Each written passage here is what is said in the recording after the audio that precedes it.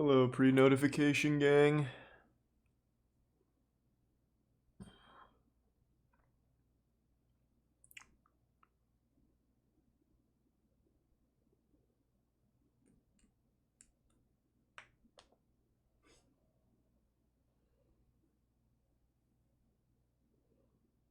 Didn't we already do the Epcot defunct land? I guess I could be wrong.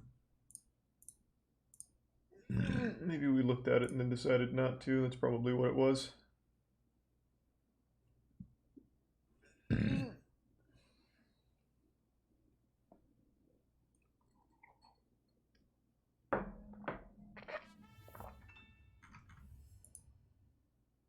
Hey Rip, coming along wonderful.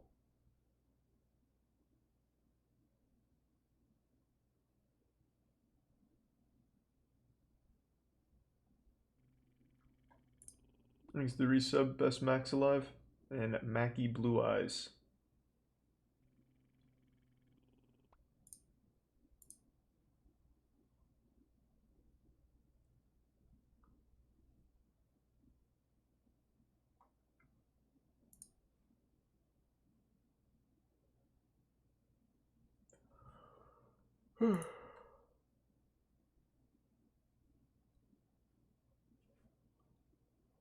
Nah, no Souls games tonight.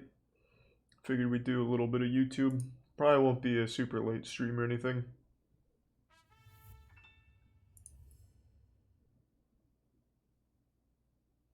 Yeah, of course it's still up, Rip.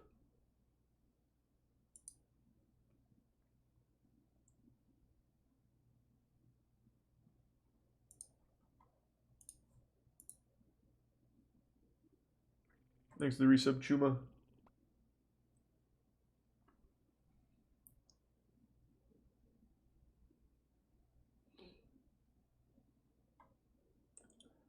I've played a little bit of Escape from Tarkov, but it just wasn't for me, man. Hey, Jer, thanks for the 2 gift subs, man.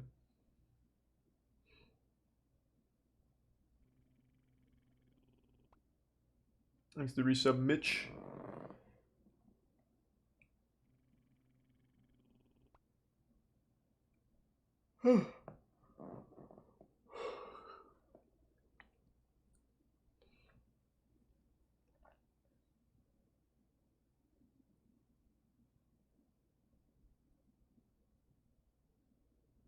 Damn, Fluster. Well, that sounds kind of fun, though.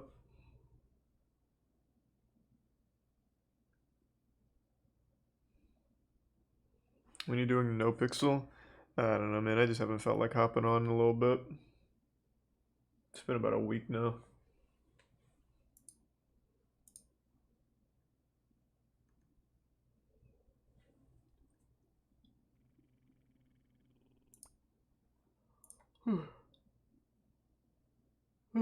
Thanks to the tier 1 Juno Heat and the resub Dan and Massive Hook. Thanks to the 5 gift subs, Jer. Goddamn, man. Thank you.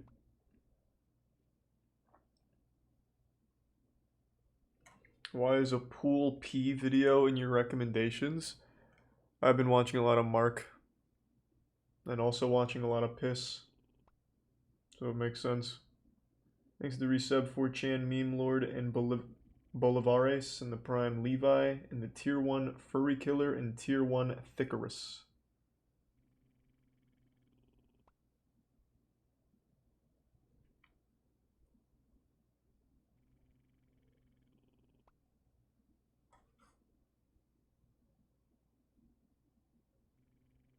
Hey, well, thank you, Brilliant. Thanks for 2 years of watching.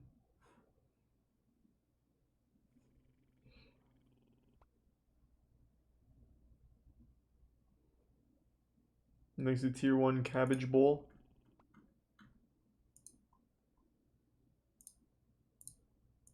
Legend of Jeff. What is that, somewhere on the screen? Thanks to the Prime Frosty and the 5 gift subs Thickerus and resub Haley Ann and Ison. You checked on Ludwig recently? Yep. He was at like 40 seconds earlier when I was watching. And then that immediately jumped back up to 5.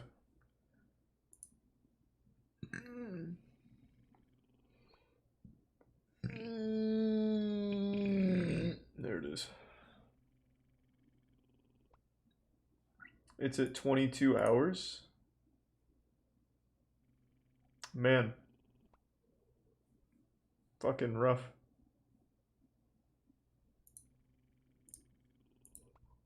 Thanks to Prime Tandors and Astro Soup and the resub Mad Flamingo and Riley. Drunken hot dog cooking. Thanks to the resub Hink. Sure.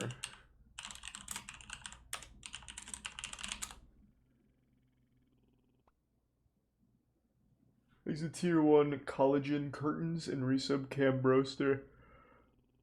Should check out Carnival Scam Science. Sure.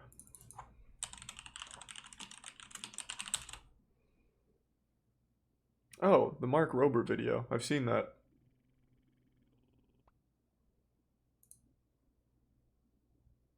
Thanks for some Rob, Mindless Soup in the Prime, Levy. And the resub of Spartamy.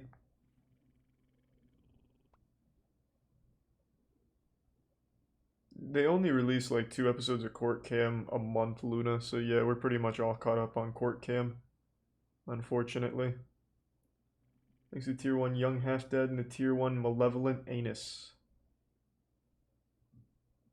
And the Prime Sour Candy Cat.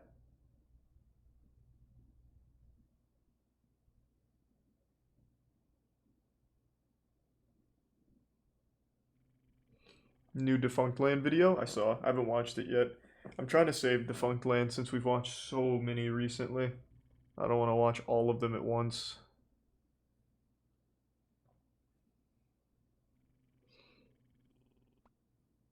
I'm seeing that already. Sheep. Thanks to the Prime Frightened. How It's Maids are pretty good. They're not terrible. There's some Makey Thin and Crimson Typhoon. And a Cool Bear Report. Yeah, we already finished all of To Catch a Predator. Thanks to the Prime Shalurk and resub David and Dishonest and the Tier 1 Breves.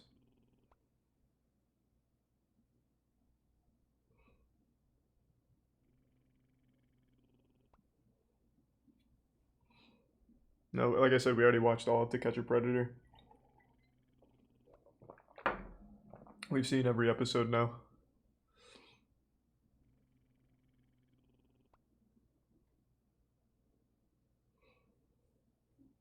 Thanks to resub Crocodile and Distorted Cheeto. I've already watched Carts of Darkness. That was like one of the first...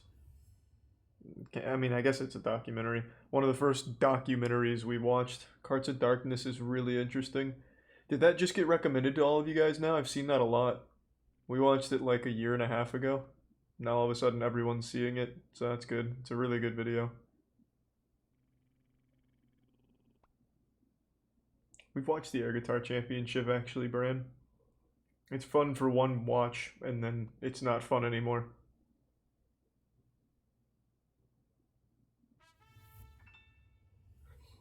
Thanks to the Prime Diamond Davy, the gift sub VSK, Alex, and the resub Brave Mr. Toast, Will, Create, and the Tier 1 Bud Got Hands. No, we're not doing Defunct Land. I'm trying not to watch every episode of Defunct Land. Thanks to the resub Young Buddha.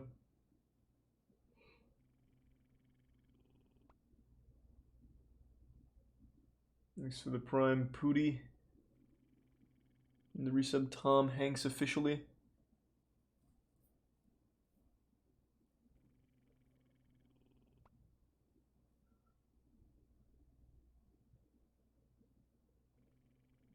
Tom Hanks is a pedo. What? Tom Hanks is a pedo. What? What kind of conspiracy is that? Thanks to the Prime Cube. Oh, holy shit, is that all the way... Man, that's a throwback. That goes all the way back to, fuck, what conspiracy was that? Was it 5G coronavirus? No, I don't think so. Fuck, we talked about it on the podcast. What conspiracy theory had Twitter thinking Tom Hanks was like this evil mastermind? Because they found a glove on the side of the road, which looked like a glove Tom Hanks wore. That's what it was. Wayfair. Wayfair. Thank you. What a great conspiracy theory.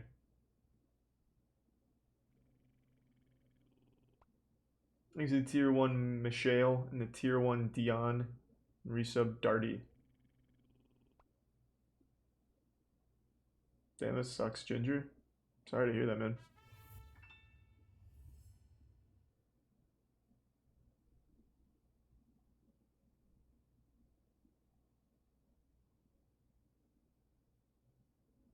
Thanks to the resub Noli. That'd be pretty wild, Chinese lobster. That'd be pretty crazy, actually. Well, this is how you make a hot dog at 5:30 in the morning. Thanks to the resub Joey. And Sunny. Your tongs. Go to the microwave. Yeah, I don't know about that one, Sleaze. Hot dog. This looks like a pretty good tutorial so far. You want to preheat your element. That's key. You gotta preheat it. Put it directly on the coil. Get your hot dog. There we go. Thanks to Prime Sky Zama and the gift sub Glorified Scapegoat. Yep, watched all of Cooking with Hoarders. That's not dirty, it's just got a lot of flavor.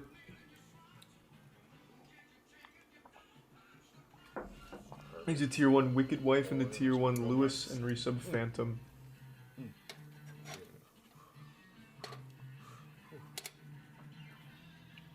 This is gonna be good.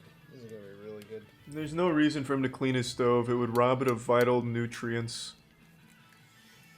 It smells funny. Thanks to resub Zerbato.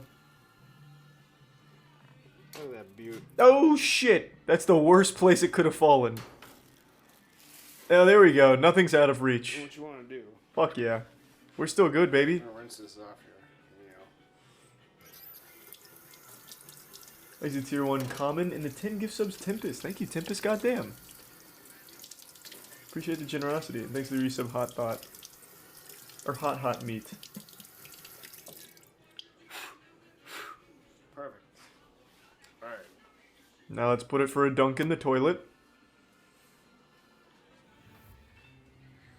Yeah, hot dog wet hands here. We're gonna dry this puppy off. Alright. So, here we've got everything we need. There's onion. Not sure, Toes. Have to think about it. For some reason. Mustard's already Is getting that a toward the top, suggestion, which is Ryan? good for Like a video? squeezability. There we go. And that's Wilson's. Nick. Thanks to the resub That's Soup the and Court. bread you take. There's no bacteria on his floor. It's like a surgery operating room. Fine slice. It's fine. sanitized to the highest level.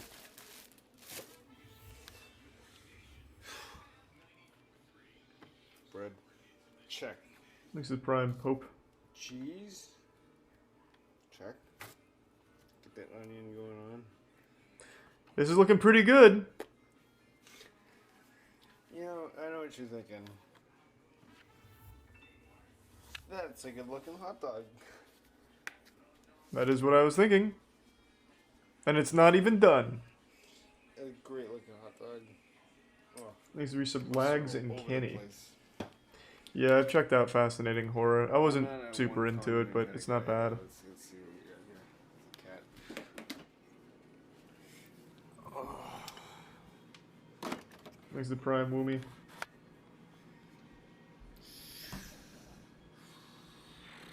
Nope. Hold on, give me 2 seconds. I'll be right back.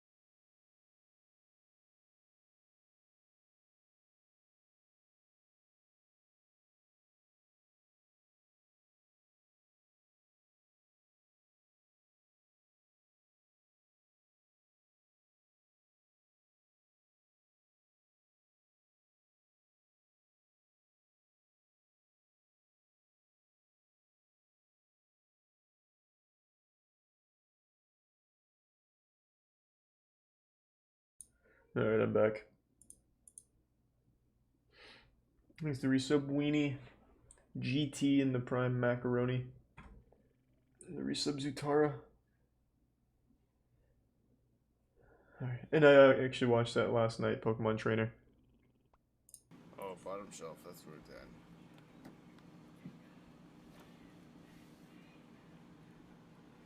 Maybe not. Nope, that's jelly.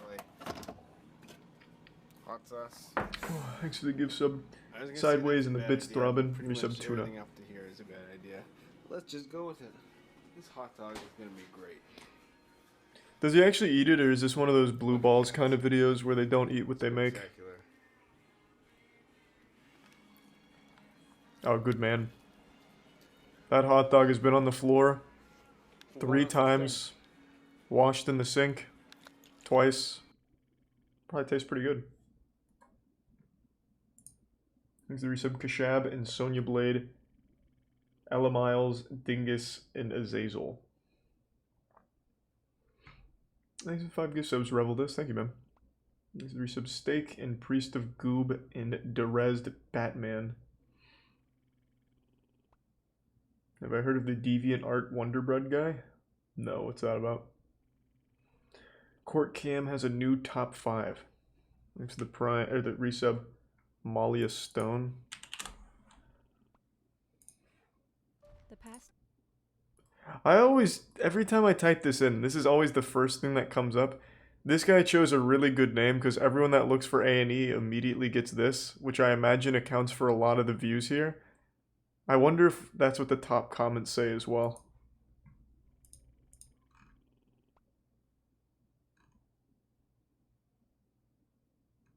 No, I guess not. He's got a really favorable spot in the algorithm. Top 5 outrageous judges. Isn't presiding over its suspension and permanent removal. He's a tier 1 Yum Beans. From his post. Will you please have a seat? You're trying to walk out the door and you're almost falling down. Can you please have a falling seat? down. Have a seat. Paul, Larry, He's the prime nerd Limber. and the Rebecca, I will resub put Steven you on and the Hero. selfie. Okay, I'm Paul, trying Larry, to really Limber, quick. now. Have a seat. I'd watch it Call ounce. him now. And that's not the judge's only request. What can I do for you? Drink. Okay. Water. We just literally. Well, he cleaned off the 10 camera. seconds ago that we're getting you a drink of water. He's out front right now getting you the glass. Not 10 seconds ago. I went drink of water now. Call Larry Limber. I tried him. He didn't answer. Really? Do you want the water? The Yeah, water? I do. Okay. Larry Limber. Okay. Thanks for resub Kent Dog. Larry Limber. After refusing to take a breathalyzer, Judge Doherty is charged with operating a vehicle while under the influence of alcohol. Give me my phone so I can make a phone call. Okay.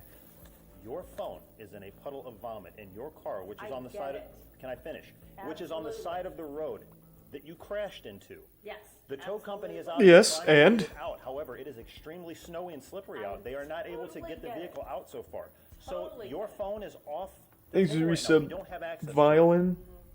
Judge Doherty receives a fine of $1,075 and 180 days in jail, Ooh. which the presiding judge reduces to $375 and 3 days in jail. Of course. Her driver's license is suspended for a year, and she's ordered to complete a driver's intervention program. And is she Next, we head to what? Cleveland. Is she still a judge? I will do What was her it. name? Being Rebecca Doherty. She is the county's common pleas Rebecca court what? judge. 55-year-old Rebecca Doherty. Rebecca Doherty. How do you spell Doherty? No, it's definitely not. I'll just spell it. Is it Dorothy? Oh. Oh, this was... Wait, this was last year. Damn, she fucking parties hard. Let's check. This is the most recent one.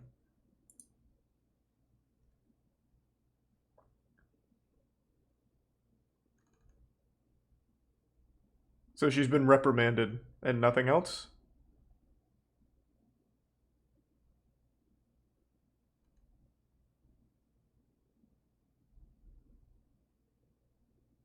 Man, what the fuck is this garbage?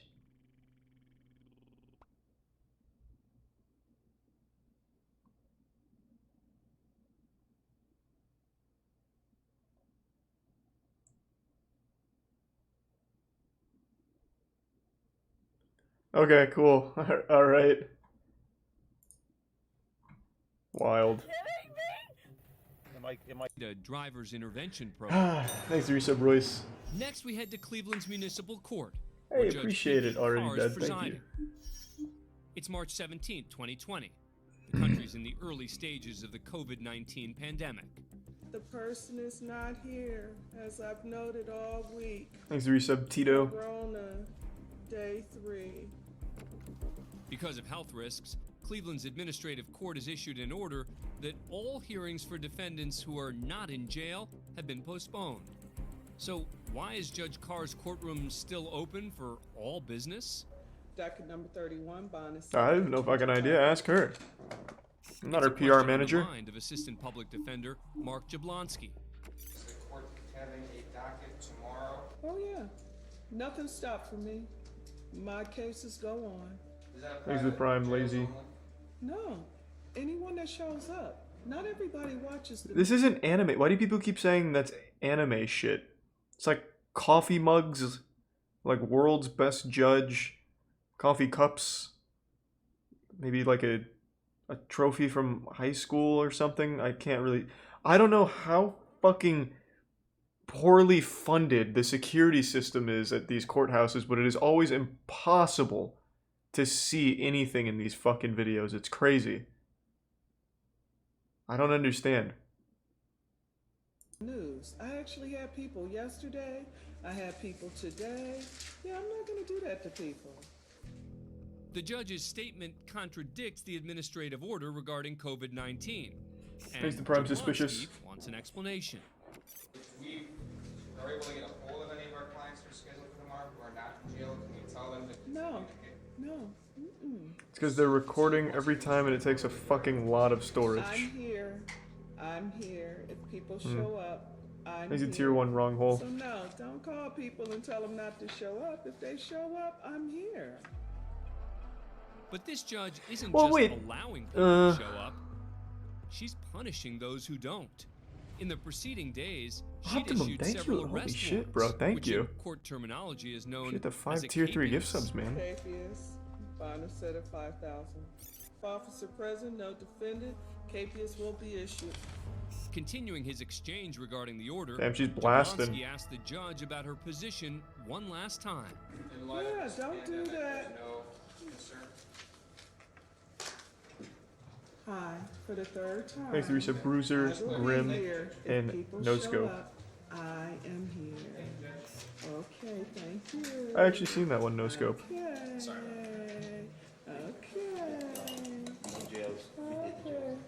Okay. Okay. Jesus, she's treating the courtroom like it's a Discord argument. Minutes later, after 7 OKs, Jablonski exits the courtroom. But Judge Carr, still apparently baffled by the attorney's question about postponing his client's hearings, discusses Thanks it to 2 with gift her subs, staff. Tomato. Resub Kitty. Stop it. Not everybody watch the news. Wait, I'm gonna call him and tell him don't come. I'm sure he is. Look, idiot. But soon after, when the local media hears about the arrest warrants, the judge denies it. If people came to court and they were willing to risk their health, Well, this is a little I better figured quality. I would return the favor.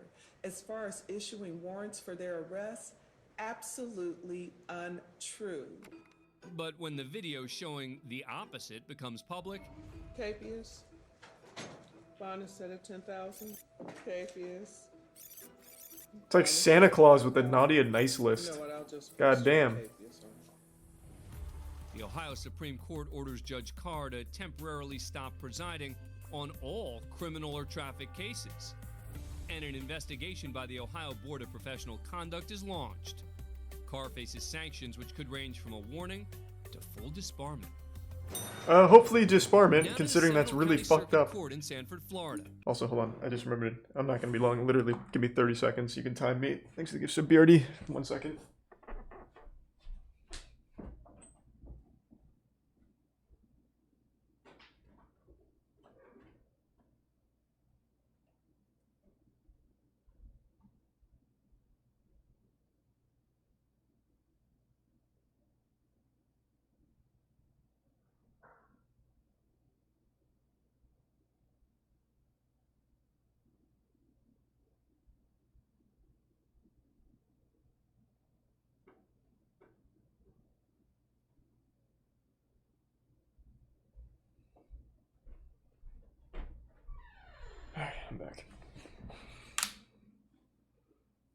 Oh, good work, Gonzalez. We're in Vancouver, Washington, Good shit. where a 16-year-old And is in we've seen this juvenile one. court after violating his probation.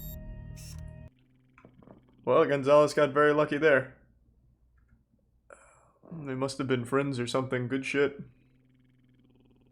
Courtroom cleared when inmate claims he has Ebola.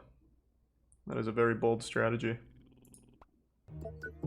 We're in Fort Lauderdale, Grease Florida, of queso, where Judge Kev, John biscuit, Hurley is and holding Inception. bond hearings via closed And circuit not yet, TV Robin. with inmates detained at the Broward County Jail. Joseph Britton, is he in the courtroom? Is Mr. Joseph Britton in the courtroom? Go for it, Dill, but don't be weird about it. 42-year-old Joseph Britton's charged with battery, disorderly conduct, and resisting arrest after an altercation with a restaurant employee. The dust-up ended with Britton licking his hand and putting it on the worker. Okay. Mr. Miller, I'd back up, and I'd back up pretty quick if I were you. May I see one of the deputies? Mr. Britton, take a step to your right. So what is it exactly that has Judge Hurley so worked up? Deputy, Yes, Your Honor. this gentleman has claimed he has Ebola. Oh, man. This is the first time guards and other inmates are hearing that Britton Oh, what? claims he's infected with the contagious and potentially deadly Ebola virus, which is what he told arresting officers. You should clear the courtroom of all the prisoners. Can you send them out in the Oh, hallway? why did the judge wait this long? Alright, bring the Ebola patient out. Okay, and now As here's the courtroom's big plot evacuated, twist. The entire Tells everyone. jail goes on lockdown. It's estimated that Britton has had contact with more than 200 inmates and personnel since his arrival. Off-camera hazmat responders arrive and transport Britton to a hospital to undergo testing for the virus. An hour later, a guard returns to the now empty jailhouse courtroom. You want us to start bringing them back in? Well, wait. You know, I'm a little curious about this. Agent Tier 1 Has Tales of someone Andy, determined that the the man Prime does not have Kraken, Ebola? Resub They're Atticus and picking the Jack. steps now. Turns out the whole thing was a false alarm. Oh, alright, Britton's good. test results come back negative, and he claims he never told the arresting officers he was infected with the virus. The confusing episode doesn't result in any additional charges, and Britton is released the next day on a $1,000 bond. Okay. Thanks for being a fan of Court Cam. Subscribe to Alright then. Wait, actually, they put out 3 court cams in the last week? That's very unusual. Fuck it, we'll blast through them all. for being a fan of Court Cam. Holy shit. Subscribe to A&E to never miss a new... That's such a weird hill to die on. Surely there's a reason a 9, 10, and 13-year-old don't want to be around their dad. There must be some reason for that. It's not just because I don't like dad because he doesn't let me eat cookies past 8 p.m. Surely there's something deeper. I don't think 3 kids all would simultaneously agree we don't want to be around our dad. Thanks to the bits fluster. And Tassix and the resub bruh. And thanks for the gift sub Panzer. Yeah, I know, Fluster, it's definitely getting there. If their mom manipulates them, I don't even know what that would look like. How would the mom convince them that the dad is violent? And yet, not just one, but all 3 of them. I don't really see how they would be able to pull that off. And even if that was the case, why would the judge just take the mom at their word? Or the dad at his word?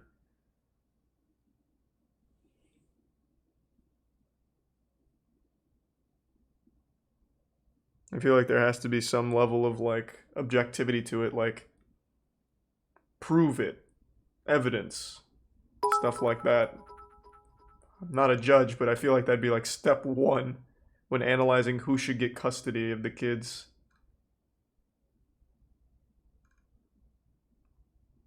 I think that's all of Court Cam. Nope, one more. Megachurch pastor caught lying about $1 million finances. Do you solemnly swear affirm to tell the truth, the whole truth, and nothing but the truth? So Thanks to the bitch metal cat and gives sub Liam. Next, we're in Sylvan Lake, Michigan, for the deposition of 42-year-old Yep, I'm David familiar E. with it, Dion. Taylor.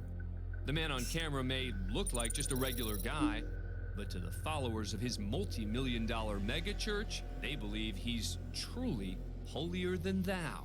Mr. Taylor, you also go by the name of the Apostle? Yes. The Apostle. Sounds like a gamer tag.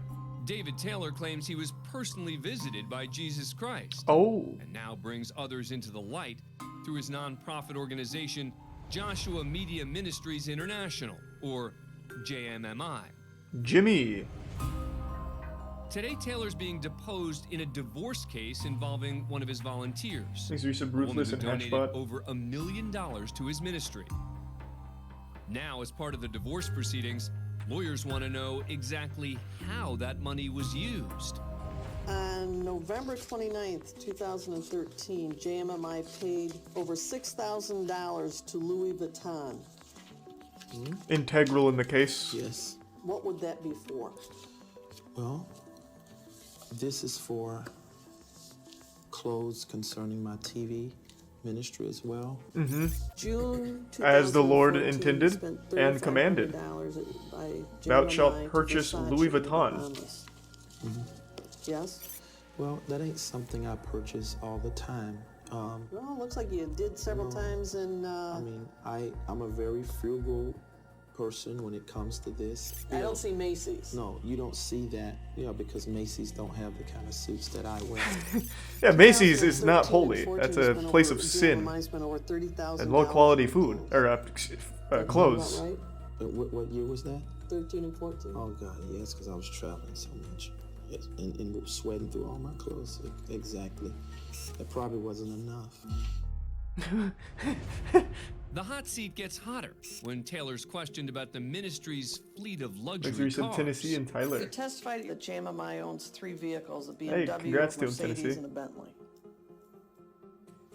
Yes. I have a question, just from a, you minister to the poor and the sick and all that. Isn't it a little offensive to be driving around in a Bentley and a Mercedes to people that really,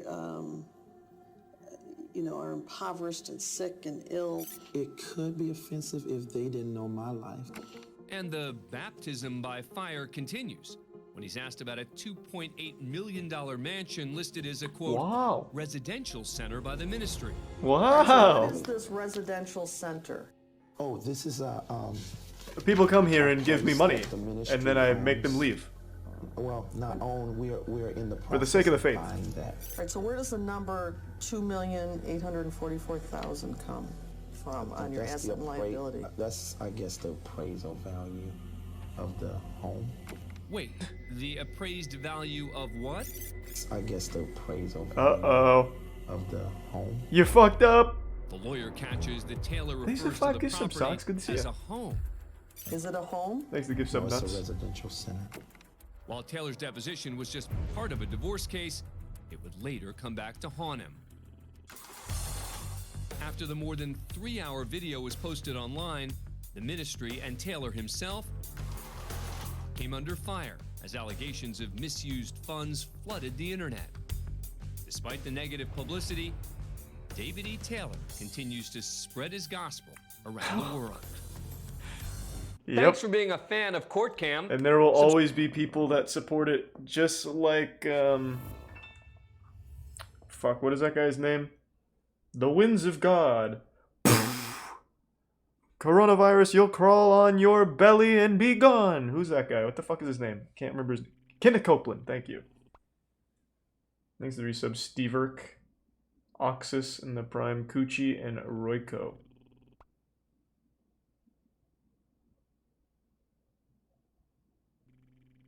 Perhaps Ozzy. Yeah, I think Kenneth Copeland is the closest thing we have to an actual demon. He looks, sounds, and acts like someone straight from hell. Oh, and you're right, I did miss one. Stepmom surprises daughter with heartwarming legal adoption. Oh, I'm not looking for heartwarming. Give me the goofy shit. But congratulations.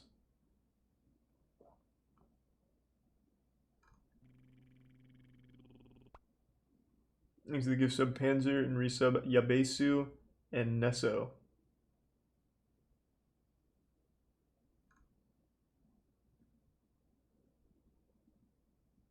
What is most daring? Oh, Jesus Christ. A woman screams bloody murder. Holy shit. That's not a woman, it's a banshee. Get out of there, quick! You didn't even wear the proper Slayer equipment. You don't have the earmuffs. Good lord.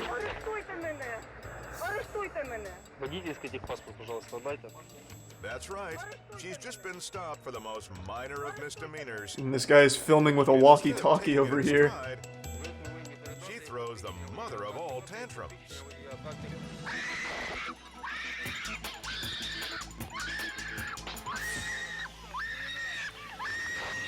I mean, that'd be enough to stop me. If I was a cop, I'd just start running. Or blasting.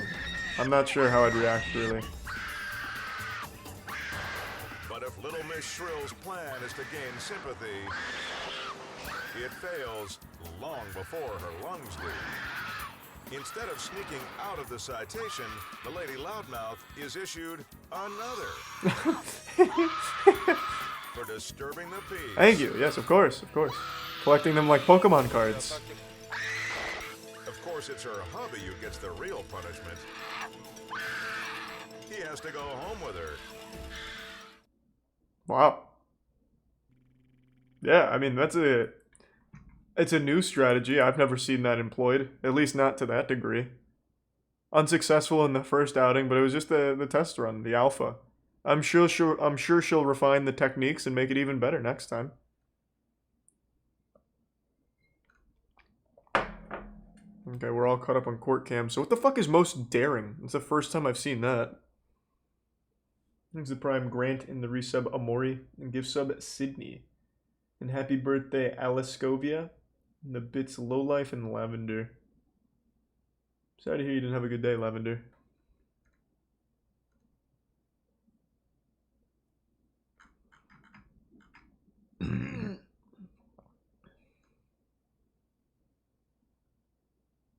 Yeah, it seems to be the only episode of most dare. Oh, nope, there's another.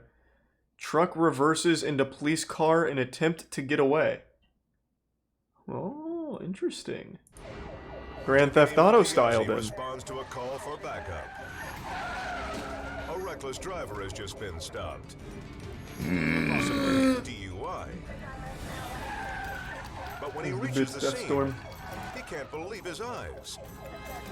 The suspect is so wild, he just ejected his passenger from the back of his truck. What? Vehicle took off and proceeded forward, and the individual in the bed of the truck lost his balance and fell out of the bed of the pickup. Showing no concern. Damn! The trucker guns it down. He's in big fight or flight mode right now. Up ground fast. Then suddenly, he's forced to hit the brakes. Oh shit! For no apparent reason, the suspect has stopped. The deputy's not sure why. This is some twisted metal shit. Get out of there. Nice.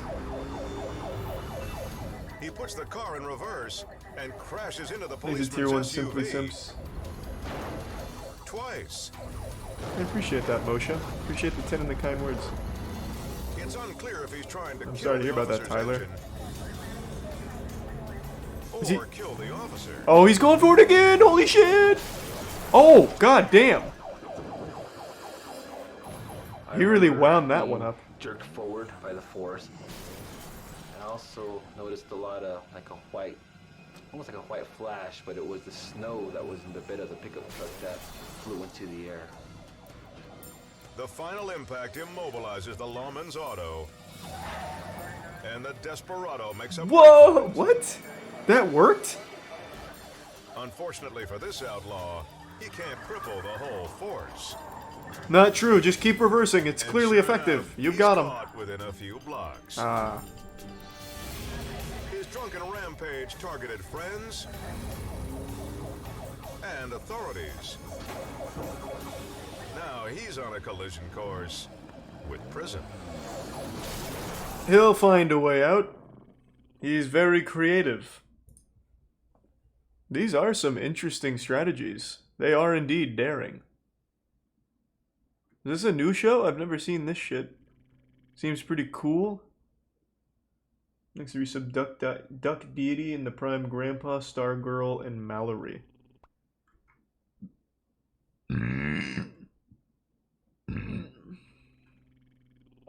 Most daring. Home improvement project gone wrong. What? So what is this show? A&E just goes on like Reddit unexpected subreddit and just like takes clips? Like what the fuck is this? Anyone who's owned a house has most likely dealt with dreaded home repairs. As you said, avoid and give some Panzer. The smart people call in the professionals. I'll check it out, Eli. But some macho men are determined to be do-it-yourselfers. It's super old. Like these guys attempting to clean out the gutters. It's a simple job they're sure they can finish in no time. If only the guy on the ground can keep things together. Oh god!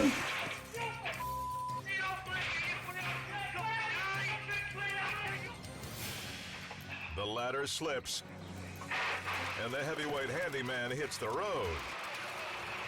It was a pretty slow fall. Furious, he curses out his buddy. This is the gift sub death storm. Man screaming in jail. Right. Then there's this contractor wannabe who told his wife he could dig the trench for their new sewer line.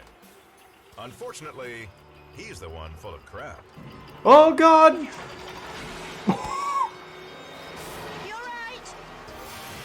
Holy shit. Excavator shifts off balance and christens the hole with its first big dump. Only the damn, that's rough. blow kept the machine from tumbling on top of him. Yeah, he just dug his own grave. But boys will be boys, like Thanks these for some daft backyard Paul Bunions. The man holding the camera works for a professional tree service. But when he answered this call, the homeowner decided his friends could do the job much cheaper. A reminder, gentlemen, you get what you pay for. Pretty good technique. It was actually a demolition job. He hated that shed. The cheapskate's garage into kindling. But at least they make up for it. The lesson That's is it? always the same. Only 3 projects gone wrong? Ever? Home improvement may seem like a slam dunk. But many guys who hire themselves Nice. have a Yeah, that show looks really fucking old. Thanks for resub Zorion and PJ and Random's Dude.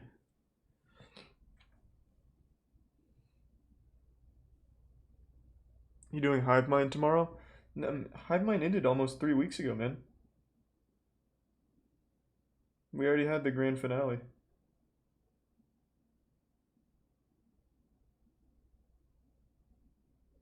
Give me 1 sec.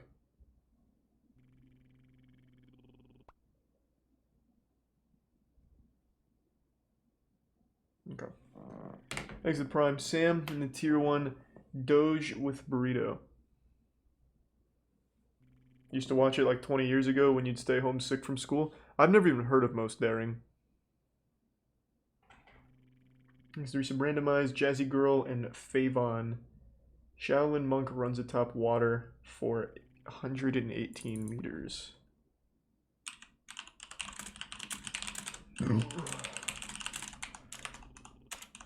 Jesus. Zhi Liliang, a monk from the Quanzhou Shaolin Temple, Nice ran use of across Blue the Storm, reservoir tier 1 on strafe. Sunday in Fujian city of Quanzhou.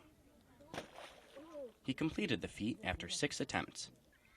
Before the performance, workers installed a runway on the water's surface consisting of plywood boards that were less than 1 centimeter thick. This seems really fucking easy. The boards could clearly be seen sinking when others stepped on them. He raised his arms to keep his balance, focused his strength in his toes, and ran at a high speed. High speed? This is high speed? However, his first attempt was unsuccessful, ending about 2/3 I wouldn't of the call way this high down the speed. runway. This is like when you have to go to the bathroom and you want to get there quickly, but also don't want to shit Zhi your tried pants. again, but he fell once more, just 10 meters away from the end of the runway.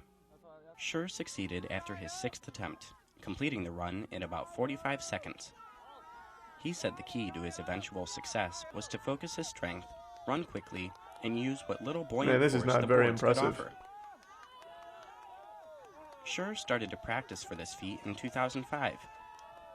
He ran a distance of 15 meters on water in 2009 and has continued to break his own personal records ever since. Let's find a 118-meter river. Schur's performance was a form of and a lot of Qigong, planks. a martial arts technique in which performers learn to run up the side of a wall using a wooden plank. Exaggerated forms of Qigong can be seen in martial arts films, with characters moving. Well, I thought that was going to be a lot cooler. Thanks to the resub McNugget, Caustic, and the Prime Jacob.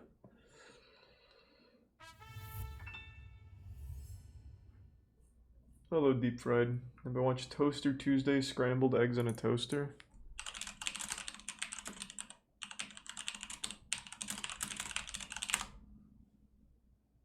I'm assuming this is your video? Alrighty guys, we are back for another Toaster Tuesday. Excellent, as always. Cooking hat, cooking apron. So, I'm going to get right into it. No time for BS today. First, I'm going to... Oh, that didn't work. Oh, there we go. Ooh, perfect. Looks like I could probably get maybe one more egg in there. Crank it all the way up. There we go, now we're feeling it. Oh, hey, it went down. So, I'm going to let that cook. I'm assuming it turned out great. Let's get some Panzer. Alright, I'll look up how it's made sprinkles.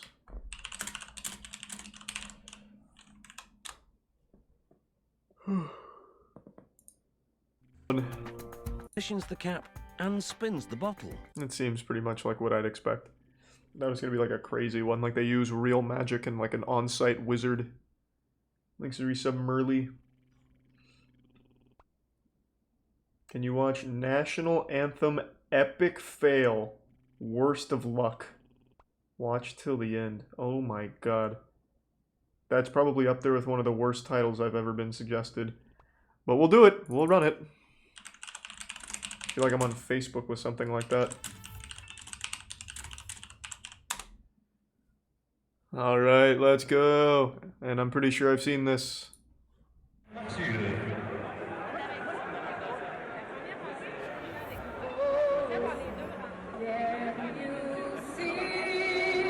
Hey, thanks, Dragon.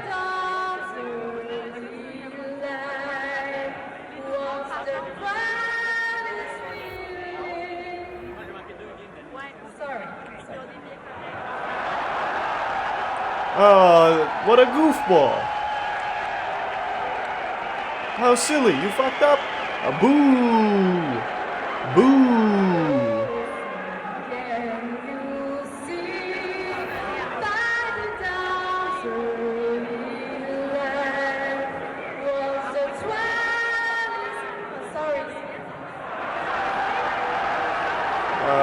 How embarrassing. How embarrassing. That is an epic fail. Oh, boo! Our country frowns. You've insulted our nation. Karma, take that. That'll teach ya.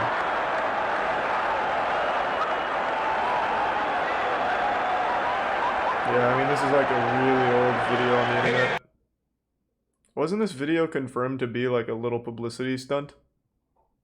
I remember this on E-Bombs World.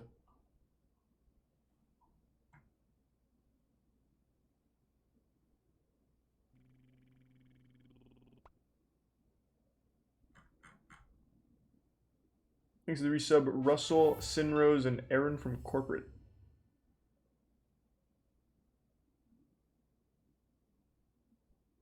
Yeah, it was. I thought so.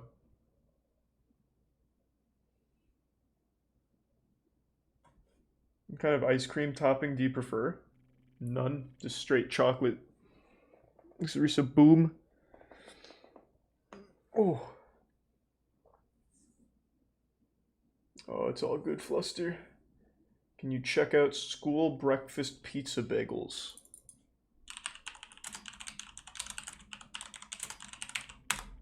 Thanks to Prime Weasel Boy. Hey everybody, welcome back to my channel, And resub Inspired goats. Dishes. Today I will be making your school breakfast pizza bagel. Yes, now if you went to school a few years ago, Resub you know bunion that they man. had a pizza bagel and Goats. it was really banging. It was good, I yeah. already like So that's what I'm gonna be Kurt making. Sagat. I have 2 bagels. You're gonna split those bagels apart. I have cooked ground turkey. If you want to use regular sausage, you can. This is my cheese. You're supposed to use mozzarella, but that's actually bacon and I know it's mixed with bacon. I forgot the name of it, but I'm pretty sure there's in your store. I just got that because I had it laying around. Now to make the roux, I should have showed you. This doesn't seem like bad cooking. This seems great. Butter. I'm salted. This recipe sounds fantastic. I'm also gonna use 3/4 cup of flour. That's all-purpose flour. I have 2 cups of milk, and I'm also gonna be seasoning it with salt and pepper. Well, let's run it. Mix that in because you don't want the raw flour taste or anything. So make sure you mix it in real good.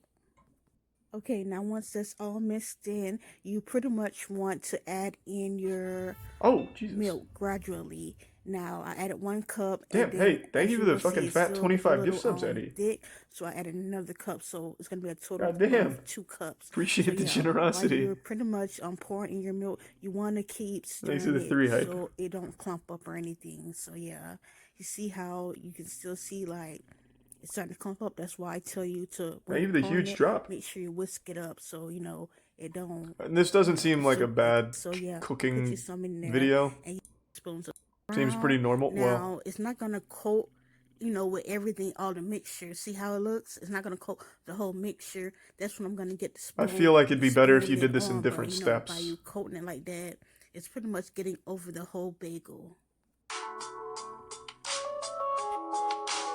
Really, thank you again for the big drop, Eddie Bot. The resub Launchpad and now Cat. I'm sorry, y'all. I spooned it off for camera, but yeah, this is how it looks once I pretty much spoon it on. And you want to do that to all your bagels. Layer it like 3 cheese. Okay, so yeah, Seems I'm fine. gonna plate it up. I feel like I was back in, school. Well, without the schoolwork. Thank God. Nice. Thanks for the bits, Alexcovia and Bouncy. You should watch Spook Search 2004. Sounds horrible.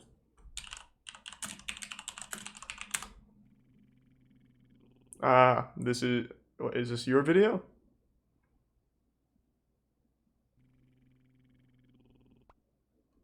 What is this, like a series? I don't know if I want to watch like 20 parts. Is it tier 1 not combat Carl?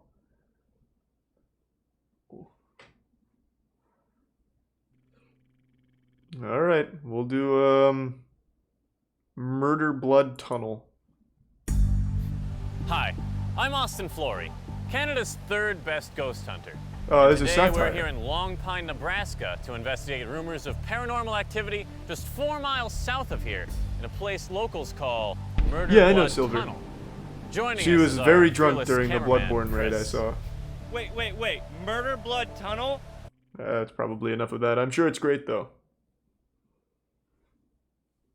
Thanks to Prime, Burning Toast, Sully Cast, and the gifts of Deathstorm, and resub Captain Flood. TV Tech Blooper Man accidentally breaks one-of-a-kind antique. That's another old viral video. I'm sure we've all seen that. That was from one of one of YouTube's first tech reviewers.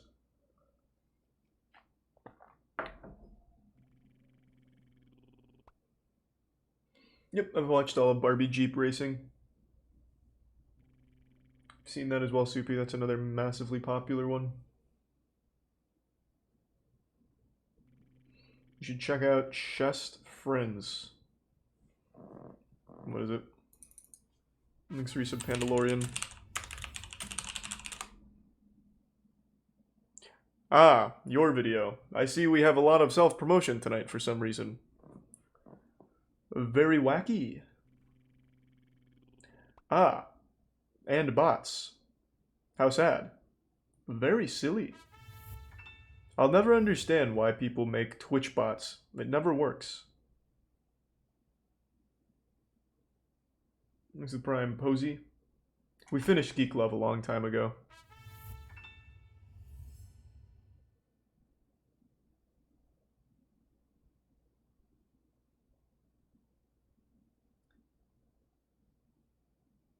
Yep, I can tell you right now, Bash, can't watch that. 100% can't watch that with that title.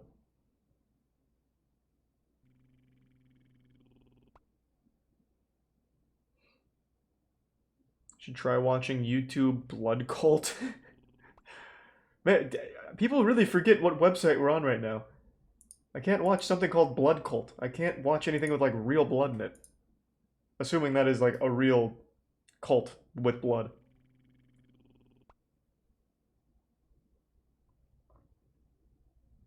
Thanks to Prime Wacko Jacko. Turning a box of chocolate cake into wine.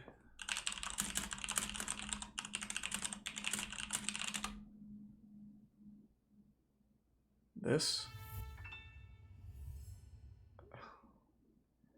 Is this once again a self-promo? Alright. I'm about to make some chocolate cake wine. Y'all about to get this cake. Thanks to Alright, so resub we'll get Luke. some water in a pot. Hold over and give sub Wimster. Put your chocolate mix in there. Some chocolate cake mix right here. We're feeling it now, fuck Put a pound yeah. of sugar. It's 2 1/4 cups.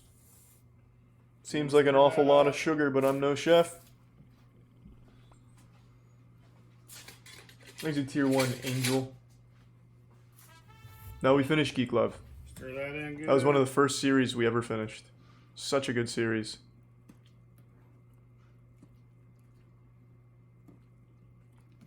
Looks like you're making hot cocoa.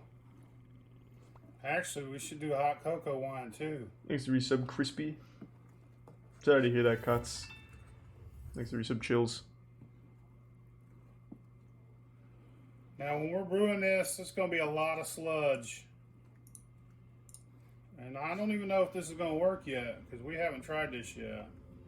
But we're going to find out. Even if it fails, I'm still going to post a video, so... Well, let's find out if Guess it you works. We'll rebottle. Oh, holy shit. Use this siphon and put it in these bottles. It looks like it's coming along great. Beautiful sewage. Yoo-hoo, boy. Chocolate cakes. Thanks to Tier 1 Air Cool Guy. Got a bottle and a half of chocolate cake. I'm about to try it. Let you know what's up. Wait, is this the final product? Try this Oh, poop soup. God damn.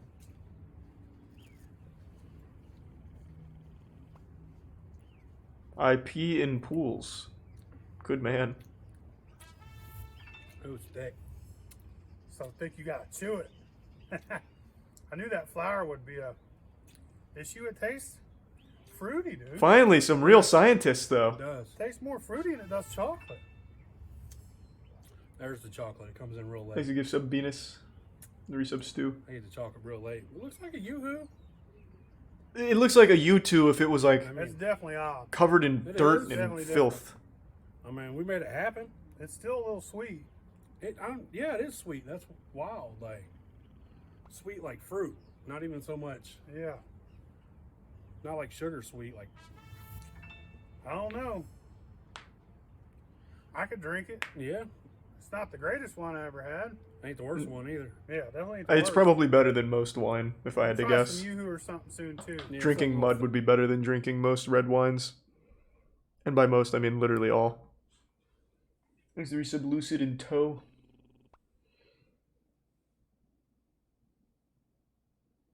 No, you're all good, Deathstorm.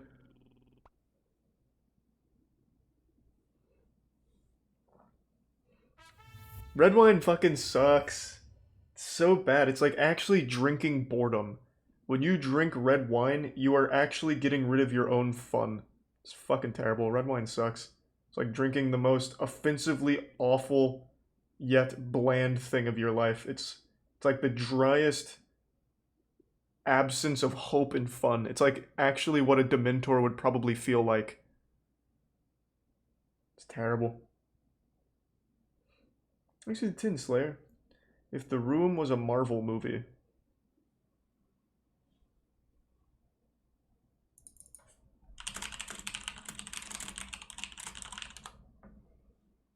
This? It's bullshit. I did not hit her. I did not. That ain't soldier. Colonel Nick Fury, director of S.H.I.E.L.D. Oh, hi, Nick. Anyway, how is your sex life? Well, to be honest with you, we don't really know. Go on. This looks pretty There's good. still a lot of work to be done. Good movie. I'm here to talk to you about the Avengers Initiative. If a lot of people love each other, the world would be a better place to Looks a live. bit flustered in the prime. Hell yeah. Ablingata. Anything for my friend. You should have gone for the head. Oh, hey, everybody. That's not the real time stone. Doctor Strange got it from a cereal box. You're just a little chicken. Chip, chip, chip, chip, chip, chip. Yeah, bro. This time you're gonna have to beat the real Avengers, not the JV squad. This is pretty wild. Jesus Christ. That's probably enough of that, though. Very well done. Moscato tastes like God. Well, I mean, Moscato's like grape juice. So yeah, it's fine. No problem with that. Really, the only horrible one is red wine. Ludwig was down to like 40 seconds earlier when I was watching. And yeah, now it's up to 23 hours.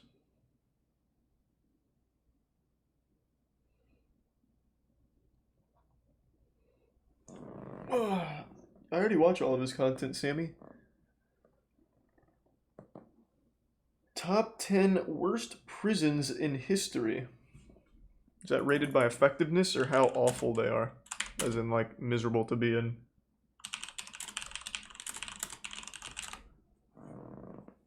Alright, what do we got?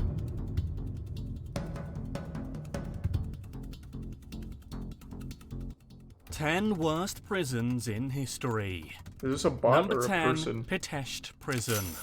From 1949 until 1951, this Stalinist Romanian prison was home to an infamous experiment known Easy as to the give subs, Pitești Boston. experiment. Resub Randy. According to Open Democracy, this quote-unquote experiment was actually started by inmates of the prison itself, who had previously been jailed as anti-communist fascists. They formed the ODCC, or the Organization of Prisoners with Communist Convictions, and went about re-educating other inmates in the most horrifying ways Huge possible. title. This included torturing other inmates by Thanks, making Risa them Blue. stare at light bulbs, making them repeatedly headbutt each other, and even electrocution.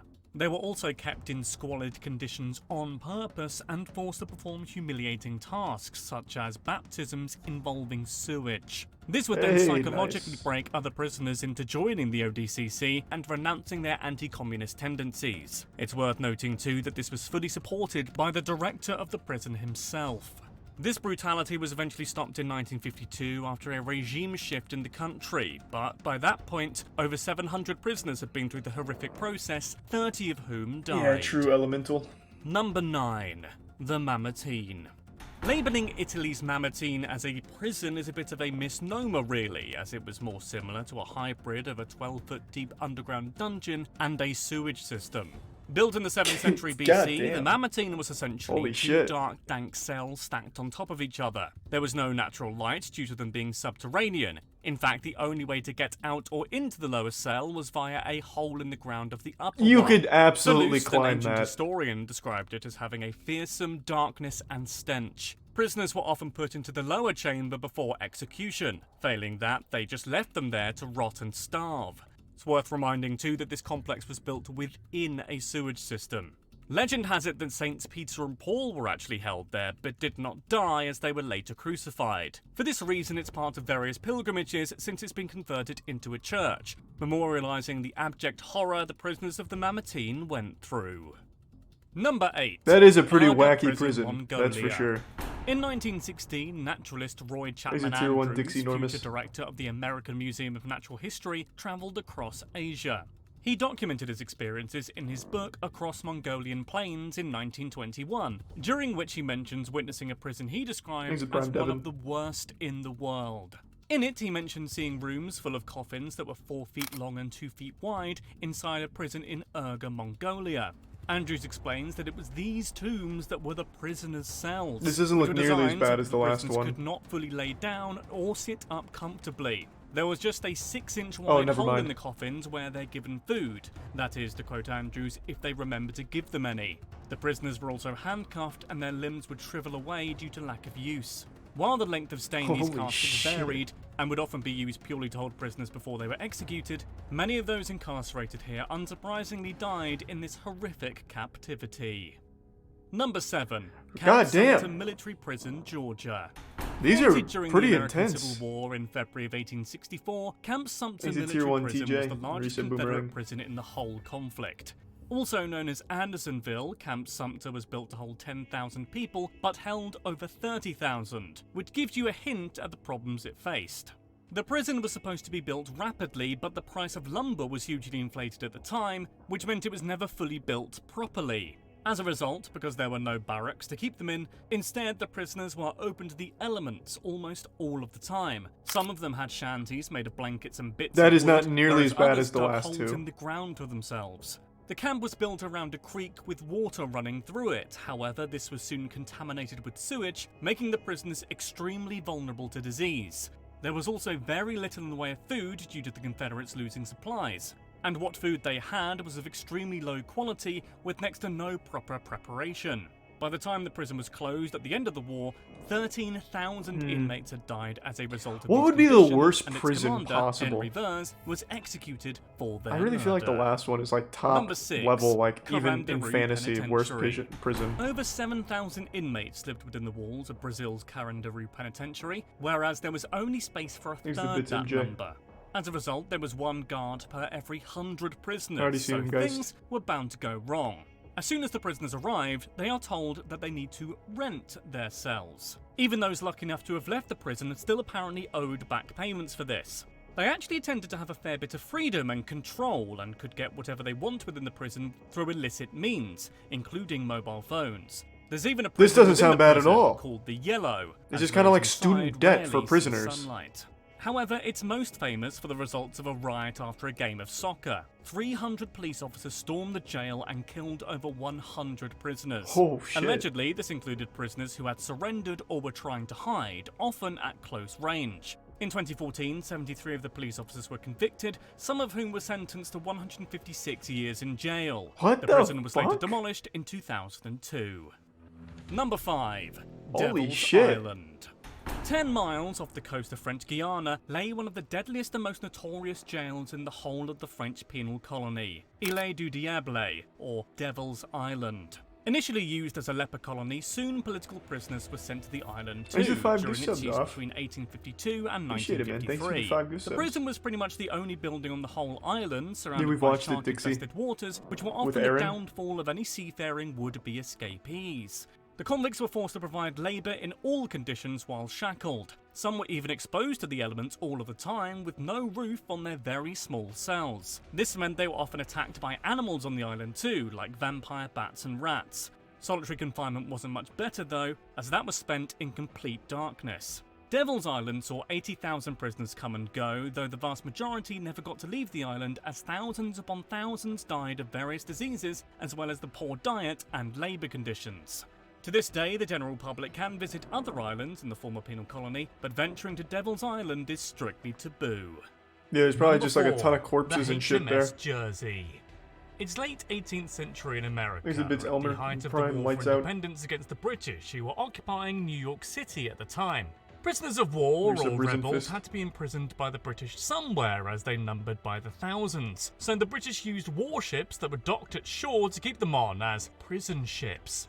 The worst of these was the ship nicknamed Hell, the HMS Jersey. It transpires that name is horrifyingly suitable. This ship kept more than 1,000 prisoners on board, where cool they were name. tortured, starved, and exposed to a deadly combination of diseases. This ship was meant for 400 sailors. The prisoners had nowhere to even sit or Thanks, lie Resub. down. Since the vast Papillon. majority of them were kept below deck, there was no sunlight and very little ventilation. In the summer, it was deathly warm. In the That's winter, super sweet. Thank you, Young unspeakably Fields. cold. Thanks for the long Those time on of board the watching. ship were eventually given a choice. Appreciate it. One way out was to betray their country and join the British Army. But the many thousands that died clearly didn't take or weren't even Why? given that choice, as the number of people who perished on board the Jersey and other prison ships was almost 3 times the amount of the Patriots so who died dumb. in armed combat. Number 3. Hoa Lo Prison, Vietnam. Do you want to die or Nicknamed just the Hanoi Hilton not during the support your Vietnam country War, anymore? Hoa Lo Prison was Them anything dying but for their country luxury. got them A nothing. prison camp for American They don't even know their prisoners of war, names. the conditions at Hoa Lo deteriorated rapidly with the increase of prisoners.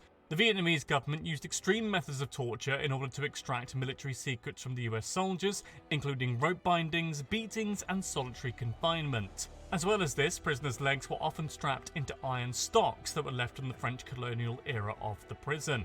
These were so tight that they often cut into the skin, causing lacerations and infection. They were also forced to defecate where they lay and left to rot with the rats and cockroaches. Fuck. Prisoners were rarely fed, as starvation was used as a form of torture, and when they were fed, they were often given watery soups with feces and rocks. George Thanks for McKnight, a Ahab. 6'2" US soldier, was forced to lay in a 4-foot trench with his hands tied behind his back for 34 days, as punishment for trying to escape Hoa Lo.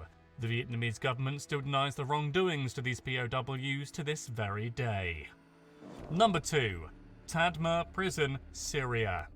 Built by the French in the 1930s, Tadmor Prison is recent. located in the heart of the Syrian desert, and was the place that Syrian Prime Minister Hafez al-Assad sent thousands of political dissidents to be humiliated, tortured, and executed between 1971 and 2000. The prison is best known for the 1980 massacre. After a failed attempt at assassinating Assad, members of the Defense Brigade flew to Tamdur and their soldiers went from cell to cell, shooting prisoners with machine guns. An Amnesty International report estimates that up to 1,000 people were murdered in just minutes, most of which were supporters of the Muslim Brotherhood. Lord. Their bodies were dumped in mass graves outside the prison.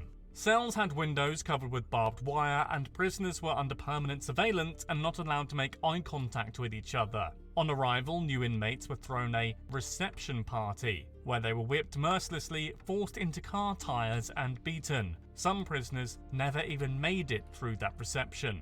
When inmates would cry out for medical put help them for into other car dying prisoners, tires? they were told It's like only Ed, Edd call and Eddy us shit. to collect bodies. Number 1. Holmesburg There's the reset, Prison, Captain Philadelphia, Puncake. USA. Holmesburg Prison was opened in 1896 to help relieve overcrowding at the nearby Moyamensing Yeah, Prison. maybe. Much like other entries in this list, this prison was no stranger to torture, corruption, and murder. In 1938, over half of the inmates went on hunger strike because the food was that bad. 25 of these were identified as leaders of the strike and were taken to a building called the Klondike, a narrow cell block lined with radiators and steam pipes which, in the peak of the August heatwave, reached nearly 200 degrees. Woo! 4 of these men died with injuries pertaining to severe beatings and being boiled alive. Exhibits Fluffy. The prison has also been the setting of many murders, including that of the warden and his deputy in 1973, and a bloody riot in 1970 in which prisoners were armed with meat cleavers and boning knives. During a lawsuit that followed, attention was drawn to the filthy and overcrowded conditions and severe beatings that inmates had to endure. As if that wasn't bad enough, prisoners were also subjected to medical experiments, where Dr. Albert Kligman exposed participants to herpes, staphylococcus, radioactive isotopes, chemicals that caused skin blistering, psychoactive drugs, and carcinogens. So those were the 10 worst prisons in history. Have Well, we missed I think any we can out? all Let agree me which know, one was the remember to give worst. This one. This one is fucking wild. They put you in like an actual coffin. That's the whole prison. You just go into a coffin with your hands cuffed and die of starvation eventually. Holy shit.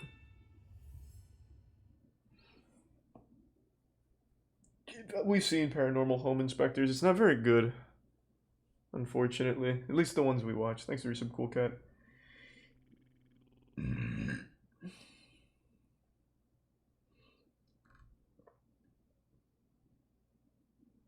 Okay. Next bit's cold. Redditors dive into turmoil.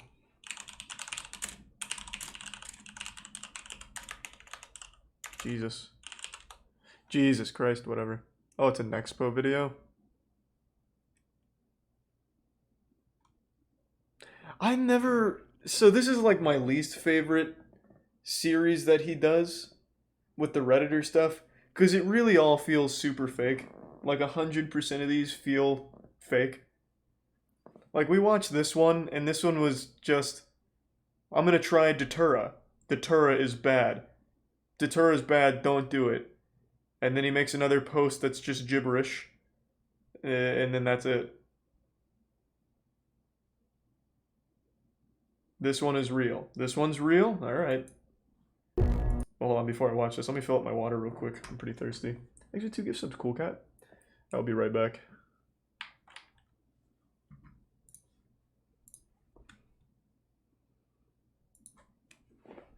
Oh.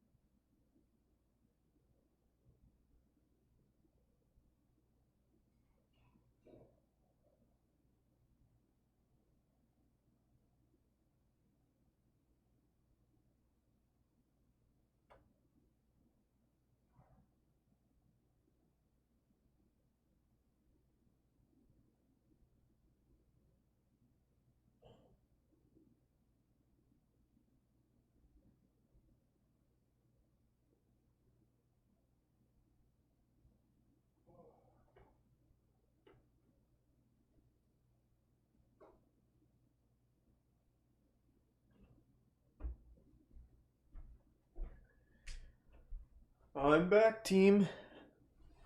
Thanks for the prime, Foggy. Oh, it sounds pretty cool. Zeralix, probably won't watch it tonight though. Thanks for the resub, Wabe. Who are we cheering for, Godzilla or the wrong choice? I think King Kong's just super fucking cool. Alright, let's run it!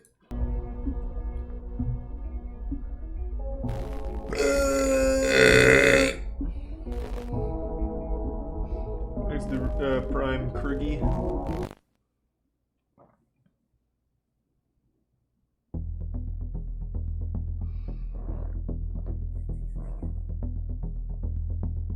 They say that nothing on the internet is ever truly gone. One of the most compelling aspects That's of wrong. this very All of my resource that old we use anime every music day videos are gone. is the fact that, for Can't the get most 'em back. part, any and everything that's ever been posted online can be archived. Nope, not my shit. Forever, like a never-ending diary. I've been trying for years to find This my old allows the videos. possibility for an incomprehensible amount of information gathered from the past and present available to us at any Thanks for given research, time. Story and Paradox. Over on Reddit, a lot of strange, disturbing, and even depressing things have played out over the Hey, years. thank you, Canada leaving Matt. us Appreciate with the 5 tons gift of subs. stories and events to dig through.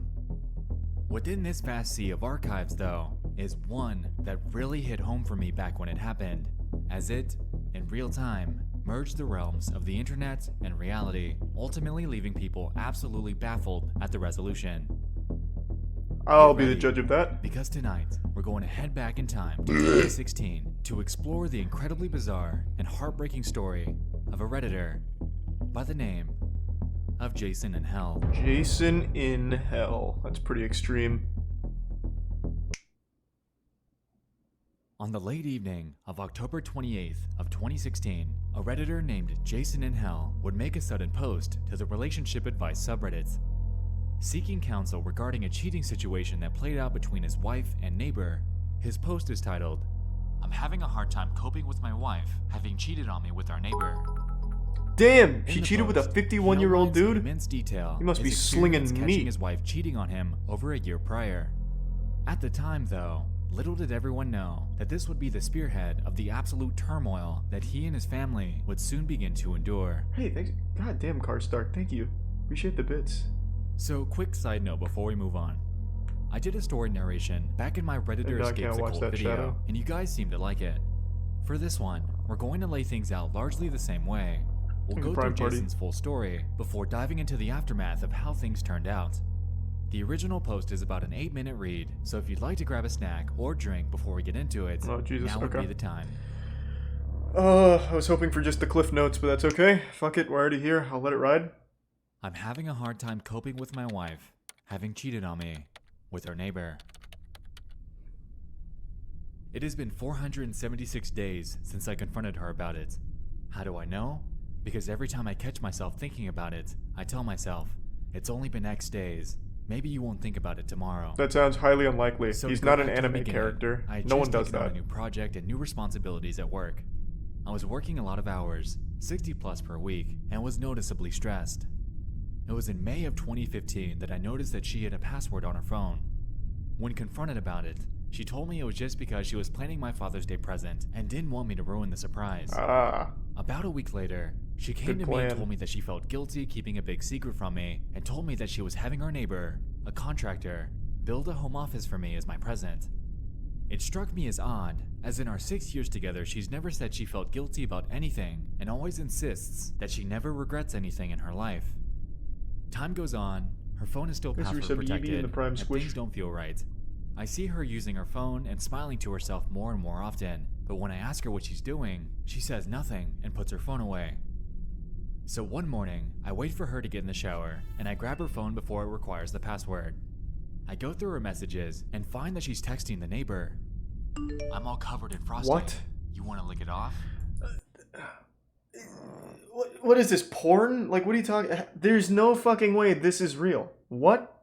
Why is everyone saying this is real? Who? So was she actually covered in frosting? Like, what the fuck are you talking about?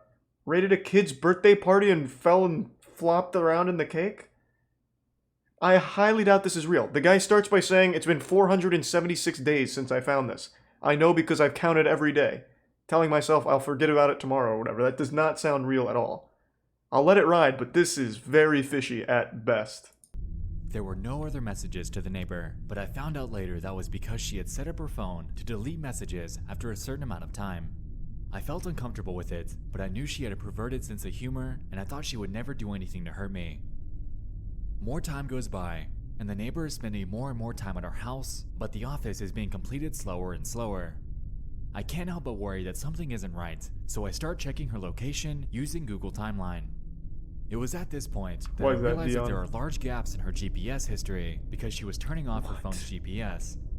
Jesus. Fast forward to July. So this guy's and at basically a point, stalker. The paranoia is driving me nuts, so I tell her that I need to install a new antivirus on her phone. While she has it unlocked for me, I install an anti-theft software so I can remotely turn the GPS back on and set up AT&T message backup and restore so I can read all of her text messages. Does a program like that even exist? Computer. That sounds like a convenient tool in like a bad CW movie. My 2 kids, so my wife for people that don't understand technology. The day to herself. I watch my wife's activity from work as she spends the day trying to meet up with a neighbor. That exists? But is unsuccessful because he's busy with another job site. That night, we get the kids back from my mom's house and we go to dinner with a neighbor, his girlfriend, and his son. My wife and his girlfriend are having a good time, drinking, laughing, and just joking around. His girlfriend mentions that she'd like to see Magic Mike. I say it's a good idea and I'll watch the kids so my wife and her can go. So my wife and her go, and the neighbor and I go back to my house so the kids can play video games together. Oh shit, he beats his ass. The kids are back in my son's room playing games, and the neighbor's sitting across from me on the other couch. It's at this point that my wife starts texting him. She's describing sex acts that she would like to perform with him, and he's reciprocating. She tells him to check his Snapchat, and at the same time, I get a Snapchat from her too, and it's her fingering herself in a bathroom stall. They keep talking, is he married to fucking Susie Squirts a lot? Like who does that? So in my head, what? I already planned to pretend to leave and circle back to catch them. But then they tell each other they love each other, and it's all I can do not to leap off the couch and knock him out. But I contain myself and continue reading the conversation unfolding in front of me. Then he tells her, "You're my girl now," to which she replies, "Always have been," ending with him writing, "And always will be." This is fanfic. This is literally fucking fanfic. Holy shit. My wife and the neighbor's girlfriend return from the movie, and I ask them politely to sit down. I then ask the kids to stay in my son's room and shut the door. I return to the living room and confront my wife and the neighbor. I say, "So you two love each other, I really huh?" appreciate the huge And my bits. I'm wife glad goes you into had fun full-blown tonight. denial mode, and the neighbor's girlfriend starts smacking him. I ask my wife if she's been texting him. She says no, so I show her the text messages. She admits to it but says it was the first time that it went that far. I ask my wife if she sent him pictures. She says no, so I show her the picture, and she admits it but says it was the first time. I ask her if she's having sex with him, and she says no. Because I didn't want to catch them having sex together, I didn't have evidence to prove her wrong, so that one stayed unresolved. I tell her that I'm leaving her, and she tells me that she'll make sure that I never see my kids again if I do. She planned on using the fact that I had attempted suicide in high school to prove me unfit to have children. She continues to say that it was my fault for being so busy with work and stressed out that she just wanted someone she could talk to. Then she gives me an ultimatum to decide what I'm going to do, or she'll decide for me. The neighbor's girlfriend starts defending the two of them, saying that it couldn't have been that serious if they weren't having sex, and that my wife and I are too perfect together to let this break us up. The neighbors go home, and my wife and okay, I yeah, that sounds like something normal that happens. We go to bed separately, having not resolved anything. We keep going back and forth on the subject all weekend, and finally settle on we were going to separate temporarily while we figure out what we want. I was going to stay in the house, and she was going to take the kids and go to her mom's house. That Monday I go to work, and I get a text from her in the middle of a meeting with my bosses, stating that she had explained things to our kids, but they were upset, and I needed to explain things to them also. I get home from work to find my kids crying. She had told them that mommy had to move out because dad was mad at her. When my son wanted to stay with me, she told him that he can't. Oh, it's getting real dark. My son put it together that if mommy has to move out because I'm mad at her, and he must move out, then I must have been mad at him too. My daughter was crying because my son was, but I don't think that she was old enough to understand what was happening. It was at this moment I realized that she was going to drag the kids through hell if I left her, so I swallowed my feelings and begged her to stay. She agreed and insisted that I apologize to our neighbor since we were still going to need to hang out with him because our sons are good friends. Thanks for some water. I hate it, but I do it anyway. We still hang out with them from time to time, and they come to our various birthday and holiday parties, but I'd do anything for my kids, and I behave civil every time. Things die down for a while. I still think about it constantly. I worry how I can keep from making her so unhappy that she cheats on me again.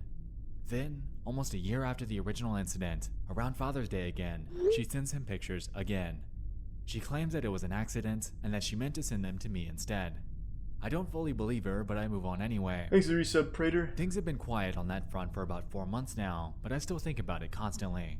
In this this is video, going to sound Dion? stupid, but I feel like I have a part of my brain that I can't shut off, that's always thinking. I used to use that to solve programming problems, and it made me very good at my job, but ever since this incident, the only thing it thinks about is her and him, and if I did the right thing. My job performance has suffered, and I feel like I haven't gotten sleep in months. I'm afraid that after this much time, and the fact that I begged her back, that to say that I want a divorce now would only make her more vindictive towards my kids and I just feel like I put myself so deep in a hole that I could never get back out. I haven't really talked to anyone about this. I didn't want to talk to my mom about it because I felt like she would treat my wife differently, and I didn't need the two fighting. Alright, now I'm all caught up on the lore. I tried talking to one friend about it, but his advice was to put my trust in God, but that was not much solace for me as I'm an atheist. That sounds like a Redditor for sure. Or how to move on from this. And then I also spit in my friend's face and said wubba lubba dub dub. In response to Jason, users chimed in with a mixed bag of emotions. To get the full picture on all the flack that he was getting for this, here are a few examples. I cannot believe you stayed with her. I cannot believe you begged I don't really her to stay. care about the I cannot Redditor believe you response, I just apologized want to to your know neighbor. where this story goes, to be honest. Smack the shit out of that old man. Go to an attorney and talk about ways to get custody of your kids. Your wife's a twat. Staying in a marriage for the sake of the kids never works out. She obviously was sleeping with him and then got you to apologize to him. She denied it all. She will put you through the ringer when you divorce her, but you should do it. Chances are, now she has a second phone and an email address to talk to him. A detective, Your wife good, is vicious finally. and toxic, and you have to decide if you divorce her now or when your kids have moved out. The sooner the better. So this all would be a lot for anyone to handle. Taking some of the serious, grounded advice that a few people had thrown in there was pivotal for him to begin moving on from this. And so we did. 4 nights later, on November 1st, Jason would return to the relationship advice subreddit and make a follow-up post. Okay, where are we at, Jason? I'm taking your advice. He explains his next move. Instead of trying to fix something that she doesn't want to fix, I'm going to get myself and my kids out. I meet with an attorney next week. Thank you everyone for helping me see how far I had my head up my ass. In Very nice, very nice. Reddit wished him luck in his endeavors, reinforcing the idea that he's making the right move. But then something strange would happen. Uh-oh, aliens? What happened? Going through the comments a bit Galactic deeper fight? reveals something a little odd.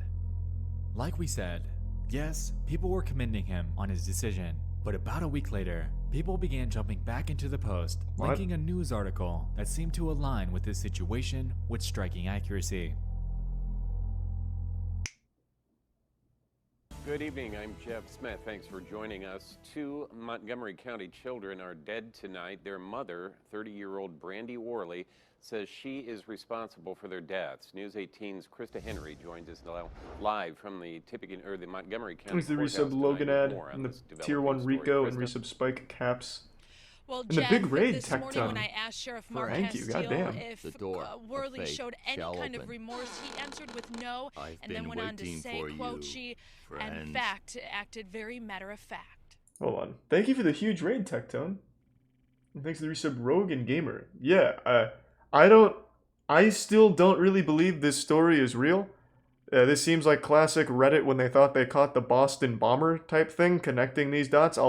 Clearly I'm not done yet, so I don't know for sure. But yeah, just to catch you up to speed. Dude's wife was slamming meat of a 51-year-old neighbor, and dude went to Reddit for advice, as any sane man would do, I guess. And now Redditors in the follow-up are saying that his wife killed the kids. So that's where we're at. Thanks to Prime Shift. Reasons why I think it's fake. This guy counted every day for 476 days that his wife was cheating. And apparently his wife fingers herself in movie theater stalls and sends it to him or sends it to the neighbor on Snapchat and him. So I don't know, it seems weird. Seems fishy. According to ABC6 Indianapolis, on November 17th of that year, a Montgomery County mother was charged with 2 counts of murder after police say she admitted to killing her 2 young children. According to the probable cause affidavit, Brandy Worley told police that her husband was divorcing her, and I did not want him taking them, so I stabbed them. The children's father, Jason Worley, was sleeping in the basement at the time of the crime. Jesus, why the basement? According to court documents, Jason had filed for divorce on Wednesday, citing an irretrievable breakdown in the marriage as the reason for the divorce. Now, this definitely carries tons of parallels to the original story. Here, we have a woman named Brandy Worley who, in cold blood, murdered her children, citing the fact that she didn't want Jason taking them as her motive.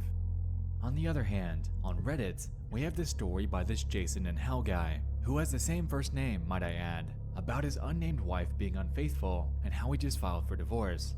And lastly, in his original story, he relayed the fact that his wife claimed that he'll never see the kids again if the two split. These recent Papa Blacks. Back when this was unfolding, people were speculating that this might be the same guy. Tons of signs were pointing to this, but most were simply trying to maintain that tiny sliver of skepticism. That was until November 21st, when Jason would return to do one last follow-up, essentially confirming everyone's preconceptions. Thank you. I would like to give a heartfelt and sincere thank you for the advice and support I've received here. No one could have foreseen the tragedy that resulted from me filing for divorce. You guys perform a wonderful service to those in need, and I hope you continue to do so in the future. Below this, he attached a link to the same news article outlining the situation. And it was at this moment that everyone realized just how real this entire thing actually was. Yeah. Anyway, Brandy was the one that stoically reported this to the authorities. That sounds like a totally reasonable post for a father going through grief saying thank you and linking the death of his children so casually. Montgomery County 911, where's your emergency? 203 South Madison Street. In what town? Darlington. Hey, what's going on there? I just stabbed myself and I killed my 2 children. You stabbed yourself and killed your 2 children? Thanks, good sub, Tony. Okay, and what's your name? Brandy Worley. Brandy what? Worley. Okay. How do you spell your last name? Worley.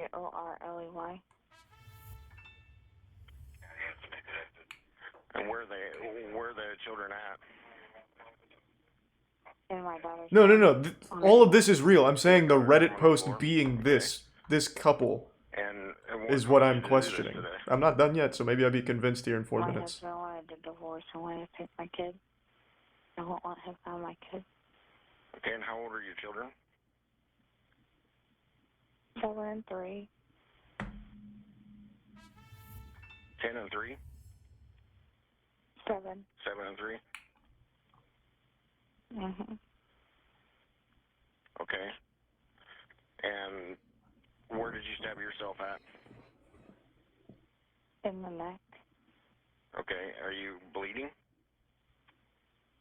Yeah, there's blood everywhere. He's the bitch Okay, where are lavender. you at? In my living room. You're in your living room?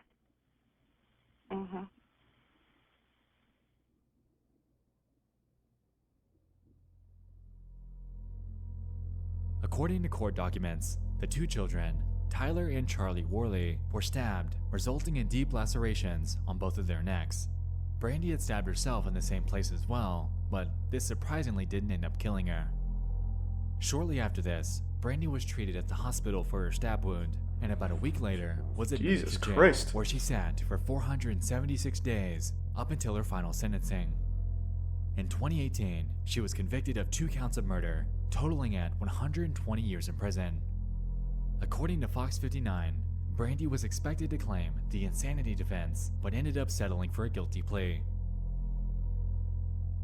She appeared to be just as unremorseful as she did in the 911 call. She spoke in a very matter-of-fact manner when describing her crime. It was heart-wrenching to hear her speak as she did. All I want, and have ever wanted, was to have her out of sight and mind so I could move forward from this horror.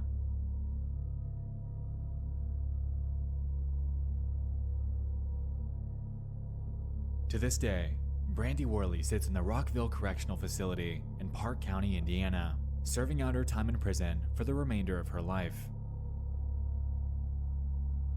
As for Jason, he's made a return to Reddit under the nickname Jason in Code, giving everyone a much requested update on how he's coping. Here, he claims that it's been incredibly far from easy, and at times he's considered taking his own life due to the anguish caused by the passing of his beloved children. Regarding the sentencing, he believes that Brandy shouldn't have gotten the death sentence because that's what she would have wanted, and after 9 years of giving her exactly that, he wanted to avoid it in any way he could. Overall, though, Jason mostly claims that he's doing better and becomes more so with each passing day.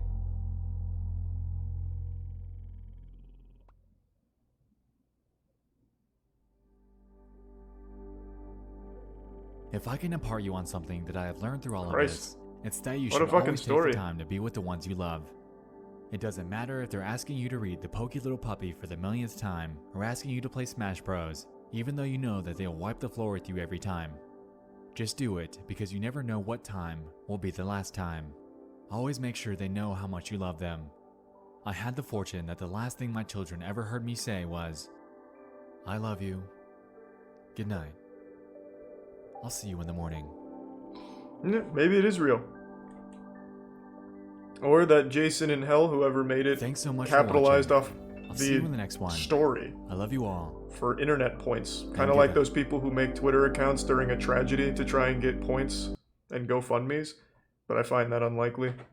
Damn, what a wild ride. Still, this really strikes me as super odd. Assuming this is all real, why would he make this post as a follow-up? This does not seem like someone who, literally days after the murder of his kids, would be so cavalier to post this. Seems very odd to me. But, who knows, I guess.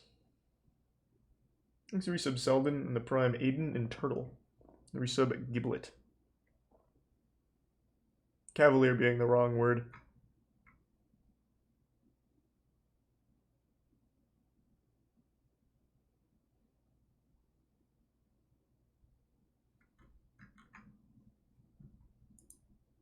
Yeah, could be fake, probably real though. Reddit karma is like the least, like on the food chain of social points, it's literally the lowest. Nobody is Reddit famous. I guarantee maybe 5 people can tell me who has the most karma on all of Reddit because no one gives a fuck. So I don't think someone would farm karma like that. You can be Twitter famous, Facebook famous and all that shit, but Reddit, I've never heard of someone Reddit famous or anything like that. You command 0 power and 0 presence by having a ton of karma on Reddit.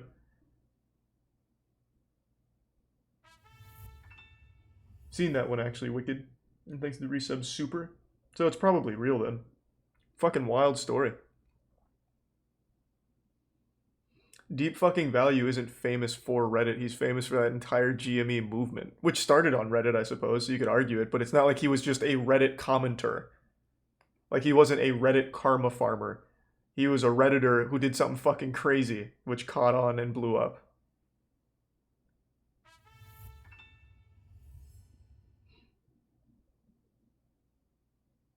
I guess, Bind. I'm just assuming it's real.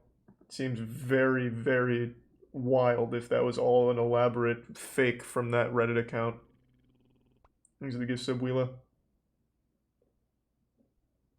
Thanks to the resub, Nin. Probably can't watch that hog since the farting fetish probably wouldn't be welcomed on Twitch. I don't want to risk fetish shit. Masaoki's cooking hot dogs and peaches.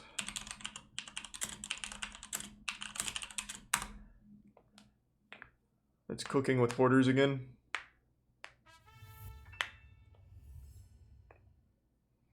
I've already watched all of Cooking with Hoarders, bro. He's a tier 1 Casperson.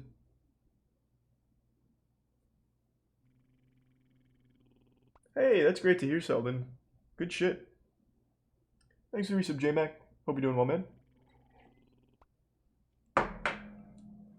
Watch Slap My Nuts. We're going with commercial YouTube poops now. Jesus. Thanks for resub, Dark Knight. And G-Bird. And the Prime Bogus Bones.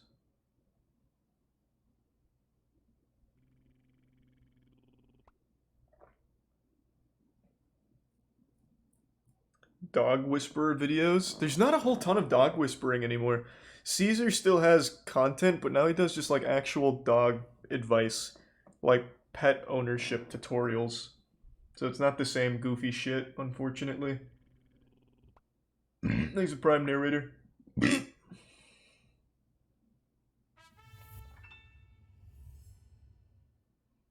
Thanks to the Prime Lord Ventura.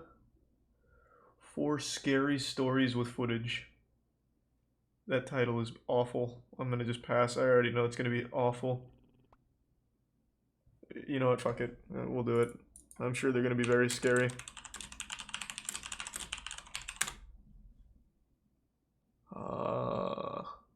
These will be scary. Oh my god. It's a fucking dirty bathtub! Get the fuck out!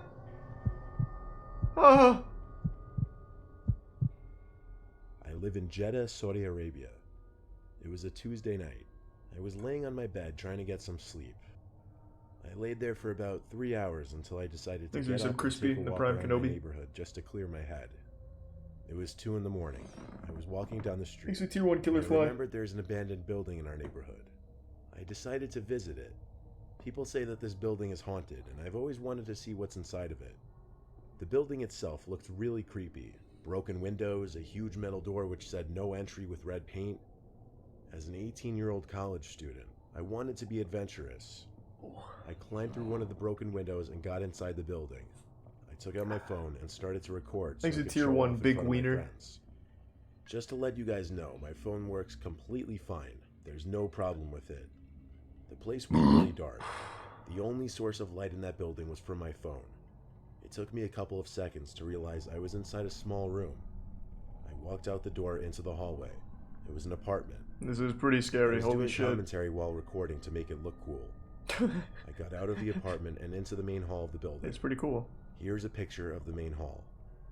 On the left side of the elevator, there's a small passageway which leads to a really small room under the stairs, as seen in this picture. I went there to investigate. When I got close to the room, I heard a clicking noise from the first door. I was frozen for a split second. I walked back to the main hall still recording. Thanks for some crayons. Then I heard a loud sound of metal dropping on concrete. Oh god! I crapped my pants. I wanted to get the hell out of there, but something inside me told me to go upstairs and find out what it was. I started walking up the stairs as slowly as I could. I don't even know what I was expecting to see up there. I got to the first floor. As usual, it was dark, but it got colder. This event took place. Then I brought out my EMF reader. So it was hot outside. I'm into paranormal stuff, and when I suddenly felt cold, I firmly believed something was going on here. I should have turned back, but I still wanted to see where that sound came from. There were 4 apartments on each floor. I investigated all 4 of them and saw nothing. A chill ran down my spine when I realized the whole second floor and the ground floor were covered in sand. There was no concrete and no sign of anything metal. The cold temperature on the floor and the Tier fact 1 that I was iridescent alone gave me the chills. I hurried down the stairs, made my way back to the apartment, climbed out through the window, and ran back to my home. When I got home, I drank gallons of water, calmed myself down, and took out my phone. I wanted to hear that sound again, so I played the video. Can I hear it? The audio in the video was messed up. My commentary wasn't there at all. Like I said earlier, there's no problem with my phone. It works fine. Interesting. I didn't get any sleep that night. I told my friends about it, and they told me that it was really stupid to go inside that building alone.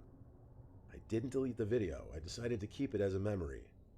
Fast forward to December. I was going through my gallery, and I came across that video. I decided to play it. I fast forwarded to the part where I heard the sound. And surprisingly, that sound is clearly heard in the video. Good! I don't know how it could be heard clearly, but here's a small clip from the video.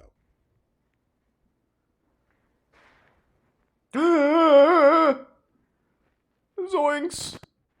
I got goosebumps and closed my phone. I promised myself not to go near that building ever again.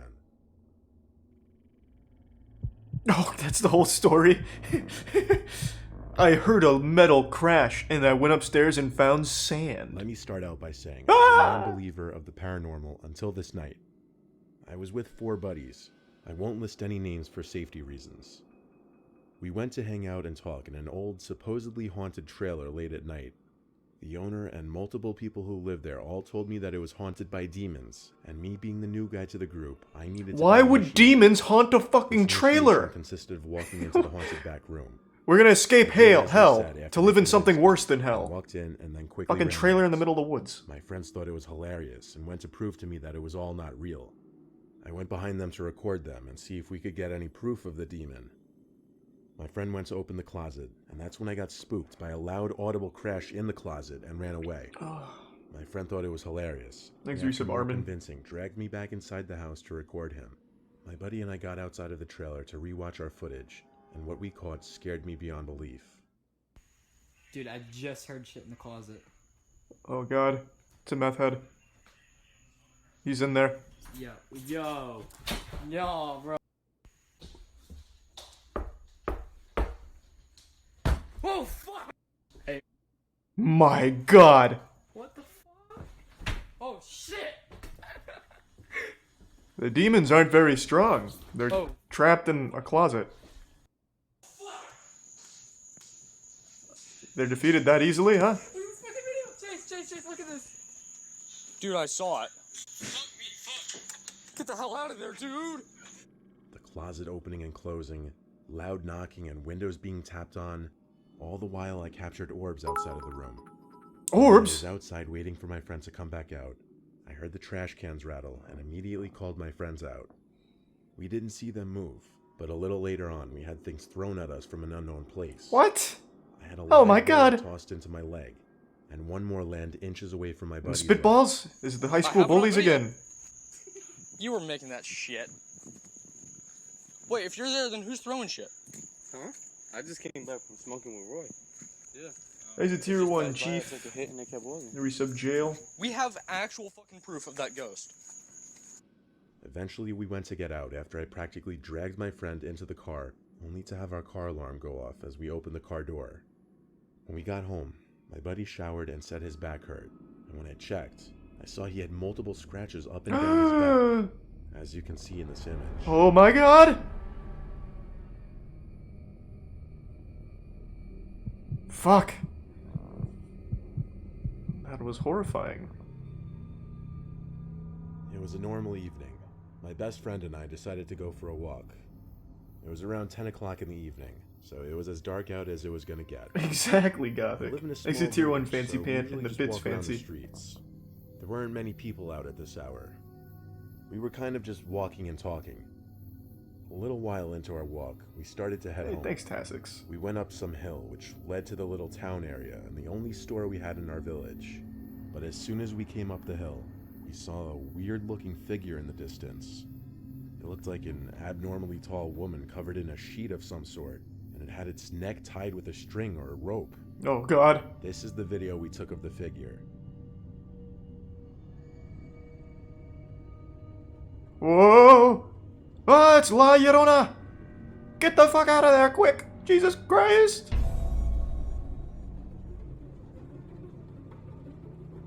Honestly, it reminded us of the movie The Nun. It was really hard to see since it was totally dark and the street lights weren't exactly the brightest. It was moving very slowly, and it was waddling left and right like it was drunk or injured or something. We couldn't figure out if it was walking our way or not because it was moving so I see the slowly. tier 3 gift sub, It was Monk. a really disturbing And the gift sight sub at that Tassix, moment, thank you. at that hour of the night. After half a minute of standing there, we realized it was walking towards us. We ran as fast as we could when we realized it didn't even have a visible face or just anything to take note of I suppose. specifically. We walked around to go home, hoping we wouldn't see her again, but we thought we would, because if we calculated it right, we would meet again on one intersecting street. But luckily we didn't. What? The next day I told my friend about what happened, and she told me she also saw her, or it, while she was driving with her sister past the bar, which is on the street we thought we would see her again. She moved slower than us, and I really don't know how we missed her, but luckily we did. My friend described the figure just as horrifically as it appeared from the distance to us that night, and since that night, we never saw her again. Oh man, that is fucking horrifying. Jesus Christ. You found an injured old lady at night and you didn't help her. This just Asshole. happened a couple days ago. This isn't something that happened He's to a me, tier 1 Terry. rather something that Prime happened Zach. to a family friend. Our family friend, who I'll call Buddy for the sake of this video, believes that something has attached itself to him. Something paranormal. It started when he moved into a new house. Almost right away, Buddy and his family started experiencing paranormal activity, such as shadows and voices. He's the prime plasma. One night, Buddy had found a weird discovery in the basement of his new home. Upon doing some moving in the basement, he found something that he had not seen prior to the move-in. He found a stolen cemetery wreath. He's a This tier made 1 partial camper and sense tier because 1 the town Brad. cemetery was in walking Prime distance of the Grand and house. Resub Toto. Buddy was aggravated with the activity going on in his new home. So out of anger, he snapped the cemetery wreath, and in his own words, "When I snapped the wreath, every dog in that town started howling. There must have been 20 dogs all howling at the same time. I was scared to death." My god. After that, the activity worsened, and they had no choice but to move. It seemed the activity followed them to every house they went to. Recently, they've had some of the worst experiences in this apartment they currently live in. Buddy and his wife, who I'll call Pam, have been repeatedly followed by some kind of entity. They decided to set up a phone recording for the night and try to capture anything that might seem paranormal. Yeah, where is as evidence it? That they weren't crazy. What Buddy found Is on it by the phone was Minecraft horrifying. character on the He wall? woke up at 3 to review some footage and found a 5-second video that had been taken after the previous recording had stopped. Keep in mind, they have no pets, no children that live with them, no TV or radio was on at the time, and both Buddy and Pam were in bed when this happened. You can clearly see something pick up the phone and a female voice speak into it. I can assure you that is not Pam's voice or any other voice that they're familiar with. Everyone thinks it says, "Did you tell Daddy to rape me?" But you guys take a listen for yourself and come to your own conclusion. Hey, whoa.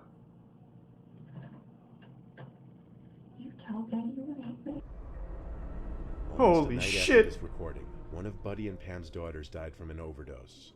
She was 30 years old, What? and 7 months pregnant, and a mother of 4, getting ready to be 5.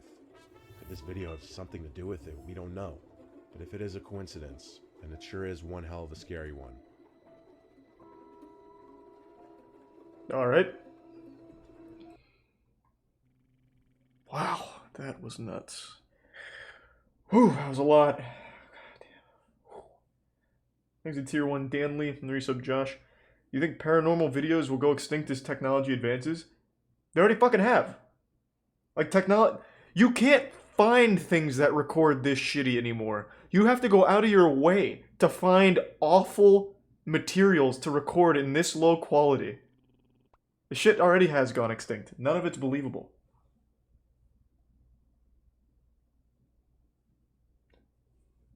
So as long as people want to believe something, they will. Doesn't matter about technology. Thanks to gift sub Reaper and Ambuslamba.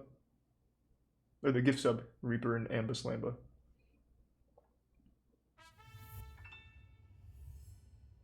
Oh, I'm sorry to hear that, Tassix. Well, I mean, it's fine, man. You've been more than generous. Thanks to bits Toto and Num Num. Can we watch sex? Maybe later. And I like Grand Illusions.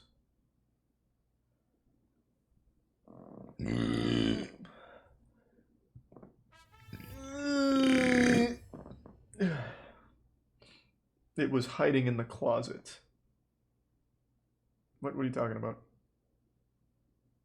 Are you just memeing, or do you actually believe those things, Laser? Let's suspend disbelief for a moment. If you do believe those things, have you thought about the possibility that what was actually in the closet was his friend who knocked back? The door never opened. You couldn't see who was on the other side of that door. Is there a world in which people want attention and would perhaps fake a scary video for views? I mean, I don't know. I mean, it's I think maybe it's plausible. Thanks to the Prime Chips.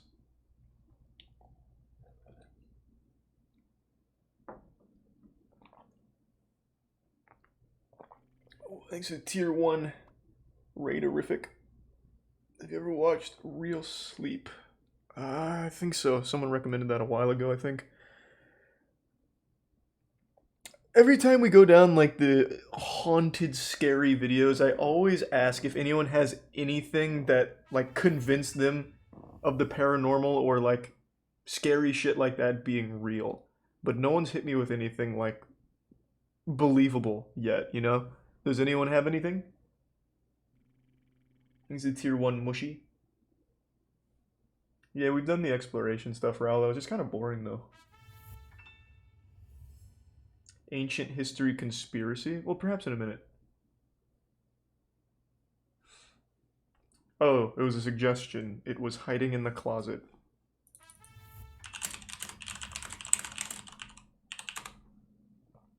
Oh, God. A life of luxury again, eh? I mean, I respect the effort that goes into it, that's for sure. But I think one of these is enough. Her son can't stop growing at night. That's probably plenty.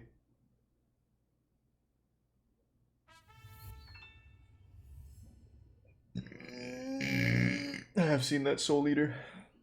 And yes, I watch Implement.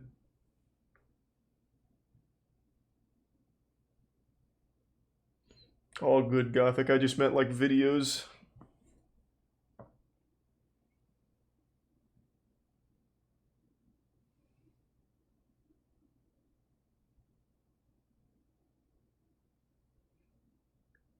Watch Bloodborne lore? Nah, man, not tonight.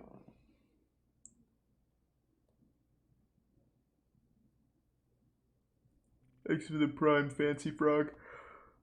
Thanks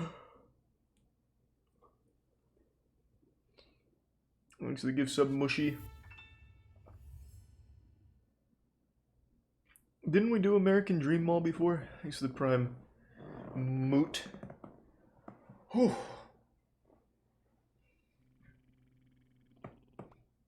Thanks to the resub. Hodolage Gaming. Paranormal Activity 4, Please Don't Hurt Me scene.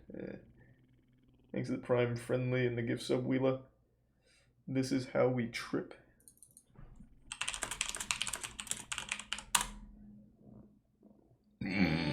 Oh, hey, it's Kyle. I haven't seen this video in a long time. Now he's on SNL. Ooh.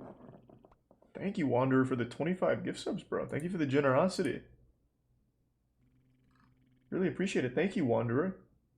I hope you've been well. God damn, man. Thank you for the generosity.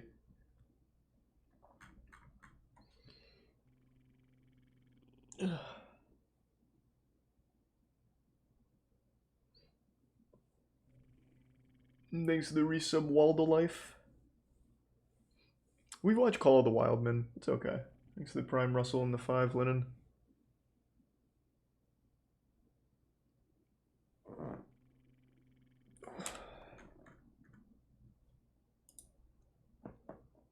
Queel Theory. We've seen the Queel. Well, I've seen Queel Theory. That's the burger thing, right?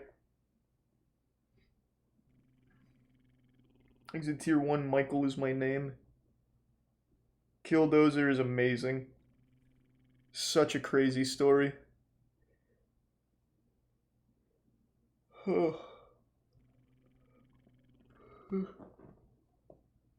Scratched by Angry Demon at 3 a.m. Okay.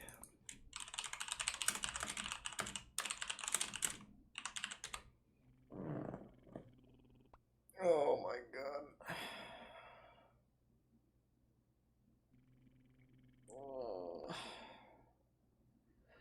These aren't even fun. They're just fucking hard to sit through. Thanks to tier 1 OG Trash Man.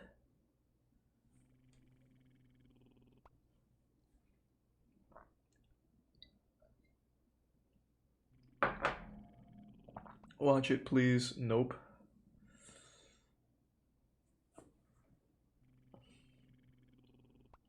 Yeah, honestly, at this point, we can just do Defunct Land. Fuck it.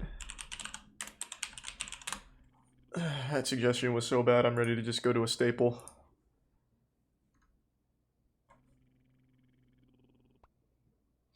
Where's the Epcot? Oh, here it is.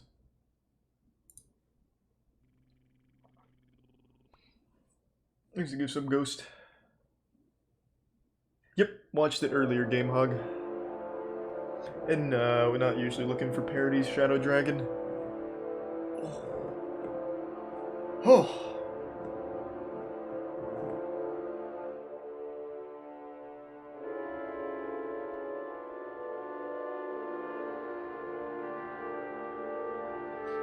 He's a Tier 1 Wellborn Ace and Tier 1 Comrade Bob.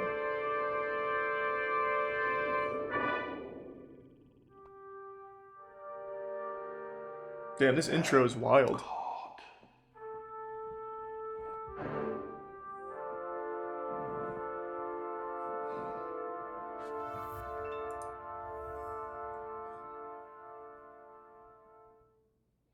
Epcot kind of fucking sucks. Not a big fan. Opportunity for everyone who participates. Speaking for myself and the entire Disney organization, we're ready to go right now. Wasn't that a dream? Doesn't that stagger you? Our corporation is dedicated to making Walt Disney's dream a reality, but it cannot be done without the help of you people here. I don't know what chair this is. This is Roy Disney on February 2nd, 1967. He is speaking to an audience of over 900 people in Winter Park, Florida. This group of business leaders, politicians, and members of the press had just sat through the first public screening of what would become known as the Epcot film. Yes. This 25-minute film was the final notable on-screen appearance of Walter Elias Disney. Walt had passed less than 2 months before the first screening of the film, on December 15th, 1966, at the age of 65. I don't know about the that, project Gothic. he was proposing in the Maybe. Epcot film was his Thanks most for ambitious Slam. dream. It was the culmination of his life's work. 65 And, years not of a really, man's Will. life. That's a lot to try to get into a presentation. But it's not enough to listen to what Walt Disney said. It is important to understand who he was. What was the last thing that he madman. planned? Maybe Epcot, his last project, would reveal something about him. The world was still mourning the loss of the storyteller, the loss of the character, the death of Uncle Walt. All they saw was a big American, one of the biggest. But how was he any different than Ford, or Hearst, or John Doe? He was as loved and as hated and as talked about as any person in his time. But when he came to die, he had something on his mind called Epcot. What does it mean? It deserves investigation. Epcot. That's pretty big. Its origins and its fate. Certainly, it must turn out to be Do you believe he's a frozen? very simple thing. No.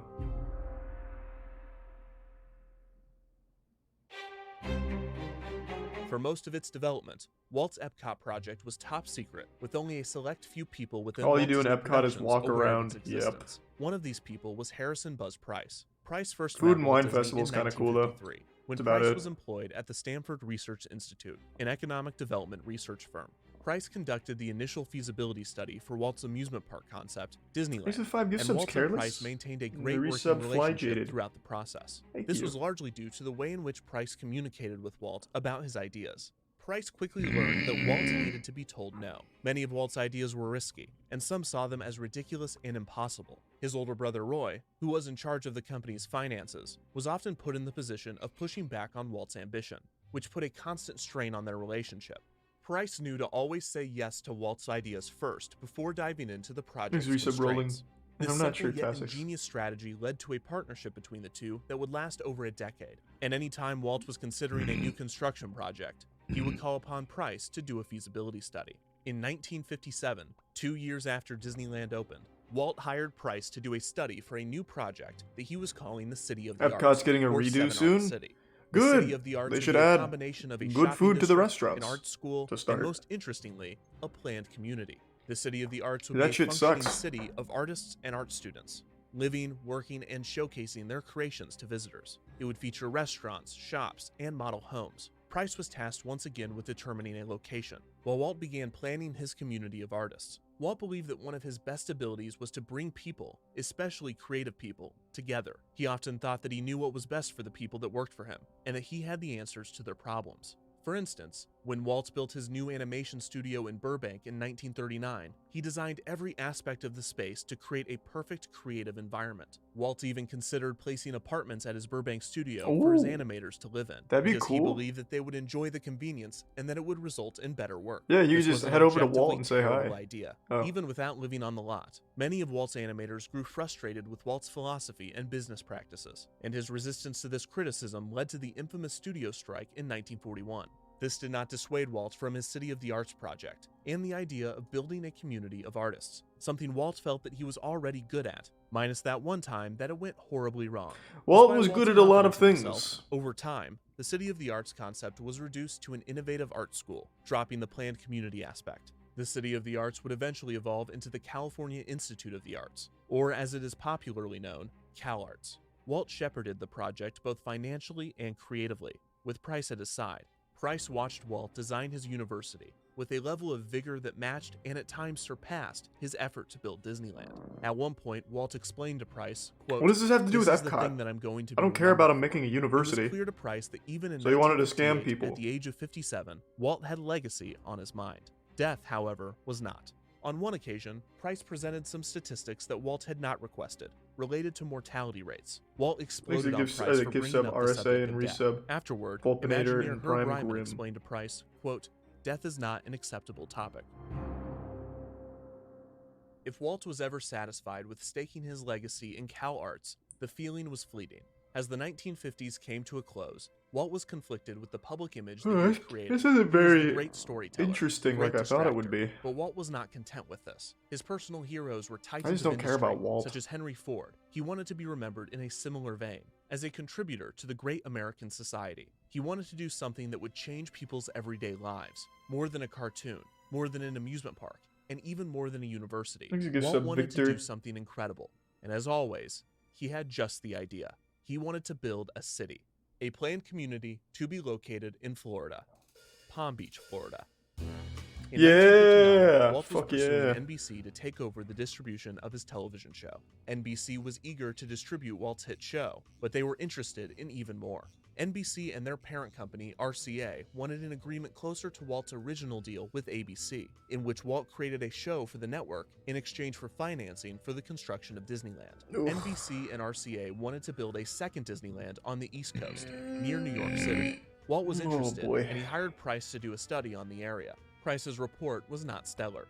The weather in New York Thank you, would Kaz. force I the can park see it, to man. operate Appreciate they seasonally found rather gift than subs. year-round. There were few plots with enough space and suitable land to build the park, and most of New York's tourists were on business-related trips as opposed to So what did he visiting do? for leisure. Plant dynamite For in the all of these buildings and reasons, demolish Walt them? turned down the New York proposal. Give me something But crazy, this would not Walt. be the end of the talks with RCA and NBC. Shortly after New York was rejected, a man named John D. MacArthur entered the conversation. MacArthur was a billionaire businessman and real estate investor who owned around 6,000 acres of land in Palm Beach, Florida. He was looking for developers, and there was none more lucrative than Walt Disney. Walt was thrilled by the amount of land MacArthur was offering. Disneyland consisted Yeah, of Grimes' music is 160 pretty good. acres total, I'm a fan. which included the park, parking lot, and other facilities. There was little room for Disneyland to grow inside the land that Disney owned. And after the park opened, Anaheim saw a development boom. It was especially noticeable directly outside Hey, the there's a park, Denny's where there. cheap motels and tourist traps You could boxed demolish that. Disneyland in on Start all there. sides. This outraged Walt, and it made MacArthur's 6,000 acres, over 30 times the amount used for Disneyland, all the more attractive. tier 1 Of spear? course, 6,000 acres was far too much for just a theme park, which allowed Walt to dream bigger than he ever had Thanks to before. Prime Quickster. Walt began to outline his plans. He would use 400 acres of the land for a new theme park and resort space, and the rest would be used for a new planned community, or as Walt called it, a city of tomorrow. This would solve the Anaheim problem by surrounding the new theme That's park what and Epcot resort with calls a itself. development of I his own see now. design. It would also address another, more broad, frustration of Walt's. He's the Prime Nighthawk. Walt Disney, like many people in the late 1950s, was worried about the state of many major American cities. He was concerned about crime, poverty, education, and other issues. But more than anything, Walt Disney was obsessed with traffic. Throughout his life, Walt had seen the automobile go from a futuristic technology to a constant nuisance. Cars had flooded American cities, and the pedestrian Fuck had become cars. secondary to the automobile. Attempts to mitigate traffic within major cities had not worked, and Walt wondered how the problem might be eliminated should a city be built from scratch with the automobile in mind. Thanks to Resub Another Oz. consideration was the effects of white flight on cities, in which middle and upper class white populations moved en masse out of the city and into suburbs, often to escape integration and the civil rights movements of the era. This diverted What the vital fuck? resources out of inner city communities, leaving them in a state of disarray. The problems that cities faced were in the forefront of many Americans' minds, and it would soon consume the mind of Walt, who took to the idea of developing his own community. Despite having no urban planning experience, he once again believed that he was the best person for the job. And he was not alone in this belief.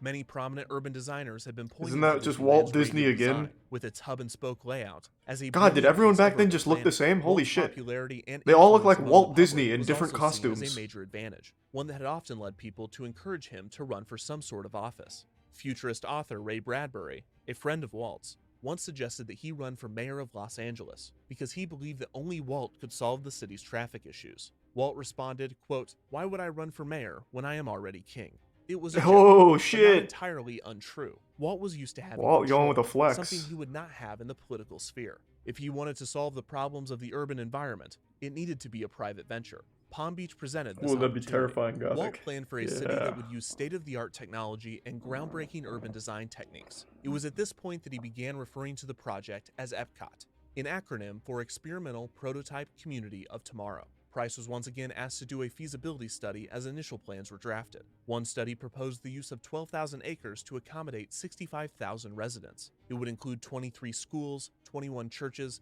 15 playgrounds, 2 parks, 2 golf courses, and 3 waterfront hotels. Price's studies were extensive, doing the lion's share of the work in determining what a city of this Seen size that, would sorry, need to Safari. function properly. More importantly, through these studies, Price concluded that an East Coast entertainment complex would not compete with Disneyland. In fact, 2/3 of the U.S. population lived east of the Mississippi, but they accounted for less than 10% Oh, of Disneyland's just show me guests. Epcot. East Coast was an untapped market, and Price's study showed the promise of such a venture. Despite the heavy research and positive conclusions, I just don't the care Palm Beach about Walt. project quickly fell I apart. wanna see reportedly goofy-ass due to Epcot. Roy Disney clashing with MacArthur. Unsurprisingly, the ambitious City of Tomorrow proposal for Palm Beach No concerned Roblox. and the deal fell through. But now Walt wanted to build a city, and there was nothing that could stop the idea from growing in his mind.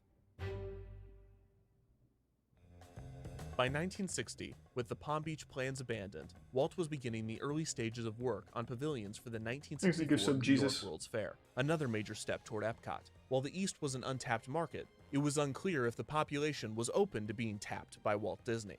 Plus, Disney was building pavilions for major corporations like General Electric and Ford, and he believed that these type of corporate partnerships would be the only way for a project as big as Epcot to work. Walt hoped that major American companies would help construct Epcot, set up a facility within the city, and employ the city's residents. The fair also gave him the chance to work with the man that This is was not what I'm considered looking the for, most Shadow. I'm not a influential huge city fan of, planner like, in the parodies and world shit. at the time, the fair's president, Robert Moses. When Walt showed Moses his early plans for Epcot, Moses was amazed. He believed that Walt's plans would lead to the first accident-free, noise-free, and pollution-free city. This was ironic, as Moses' approach to city planning was the opposite of Walt's. Moses had focused on adding more and more expressways and highways to the densely populated New York Good City, man, a creating many visionary. of the problems Walt was trying to rectify. Why with solve Epcot. the problem when we Walt can would make not it have worse? to worry about Moses, though, as New York had already been crossed off of the list of potential locations. By 1963, Walt was deep in production on the World's Fair pavilions, but he was making time to search for a location for Epcot. Walt had Price study numerous potential venues: Washington, D.C., Colorado, Baltimore, and New Jersey. I don't think Walt among can others. time travel. Price was also busy studying a spot for a ski resort in the Sequoia National Forest in California, and Walt was in But talks maybe, to construct who an knows? indoor theme park in St. Louis. I don't know. Walt was adding projects at a rate faster than ever before. He mentioned to Price that all of their projects would, quote, keep the organization busy for 40 years. Longevity bred legacy, and legacy was on his mind.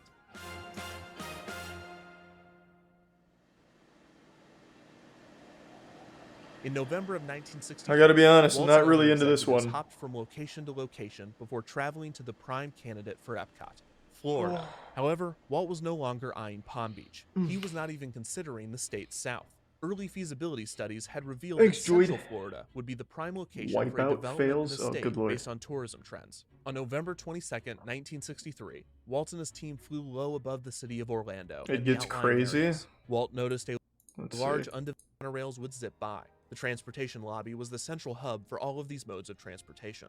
Immediately outside of the central shopping district were high-density apartments, as well as other non-retail buildings such as administration, fire Yeah. stations. Nah, I'm just not really into this one. Yeah, Epcot kind of sucks though. Anyone that's been there can probably agree. It's got one good thing going for it, which is the Food and Wine Festival. The crazy thing about Epcot, and I don't know if it's like this at all Disney parks, but when you eat at an Epcot restaurant, if you order any dish, they have to cook the fuck out of it till it's beyond dry and gross in order to avoid foodborne illness possibilities. So it's extremely overpriced, and the food is cooked to fucking crisps.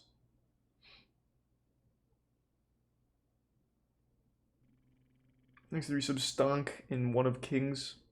I already said I've seen that, sorry, Safari.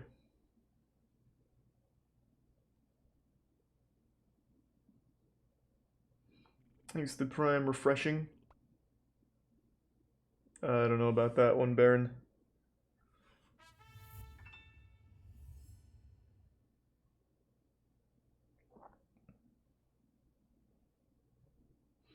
Just ask for a blue steak. Man, Walt Disney's ghost probably comes and spits in your face if you ask for that shit at Epcot. How's Chris Hansen these days? I don't know, we finished To Catch a Predator. Thanks to the resub Future.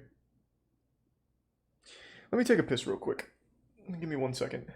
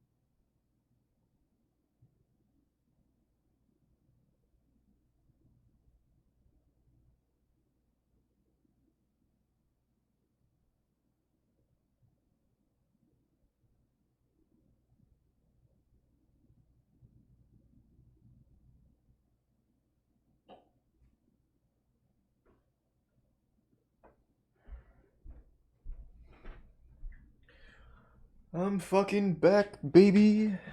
Thanks to the Prime Seppuku. Oh.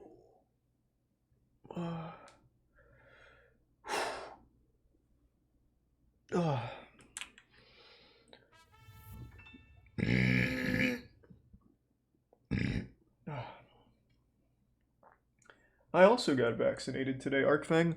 Fucking arm hurts. Got a little headache in the chills, but yeah. Thanks to the Prime Sasabi. Nah, I don't really want to watch another Epcot video. Thanks to Tier 1 Brap.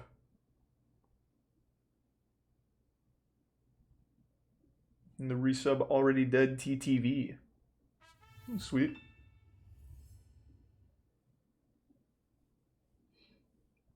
The Tesla Note trailer. Oh, you said this is the spiritual successor to X-Arm.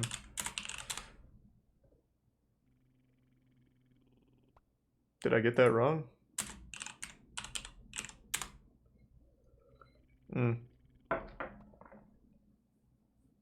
Is it this? This was uploaded 22 minutes ago, bro. You definitely made this. Or wait, maybe not.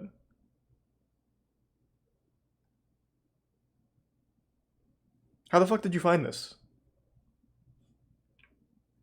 I find it hard to believe you would market this as a piece of shit.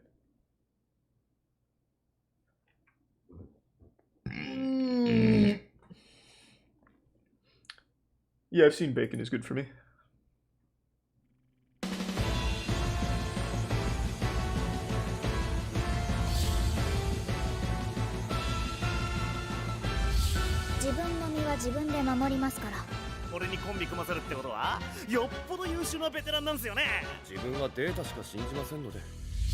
This didn't show shit.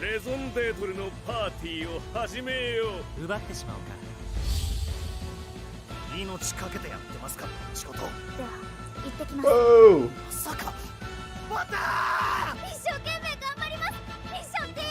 Looks good!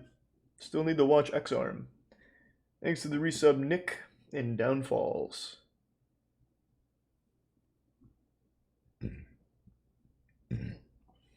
Thanks to the bits Fancy and Nux. Thank you. God damn.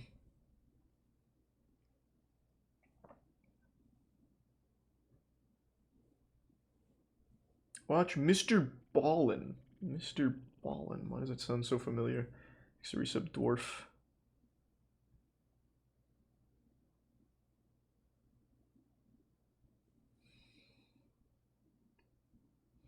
That CGI was complete garbage. No. You just don't know what to look for in anime. Thanks to the gift sub Sour. Did I watch the Life is Strange trailer? Nope. Let's do some Forged in Fire, actually. I'm kind of feeling some Forged in Fire. Anything new? Deadly Duel and Second Chance Tournament? Run it. This is our Second Chance Tournament. Up first, the runner-up duel. Whoa! Both of you guys came this close to winning your rounds last time, but you didn't quite seal the deal. Thanks to the bits Gothic. The duels start Thanks to now. resub Artichoke. My name is Rick Rabjohn. I'm 58 years And the old. Prime Goldman. The last time I was here, it was the balance of my sword that did me in. I wish I would have won, and that's why I'm back here again today. Give it another go. That's sweet. I'm Michael Sarand. I'm from Tucson, Arizona. Last time I was here, it was so close. I'm not sure, TJ. Maybe. Let's do one more. This is our Second Chance Tournament. Really excited to be in the Second Chance Tournament because it gives me the opportunity to prove to myself and my family and friends that Yep, I've watched I Night am Fight. worthy I'm not a of big being fan. Forged in Fire champion.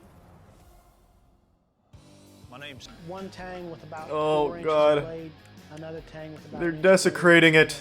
and a Ugh. piece that is about 6 inches Grave of robbers. just blade. It really looks like James is gonna try and do a stack. Work on it the most I can, and I get to a point where I have to just go with it.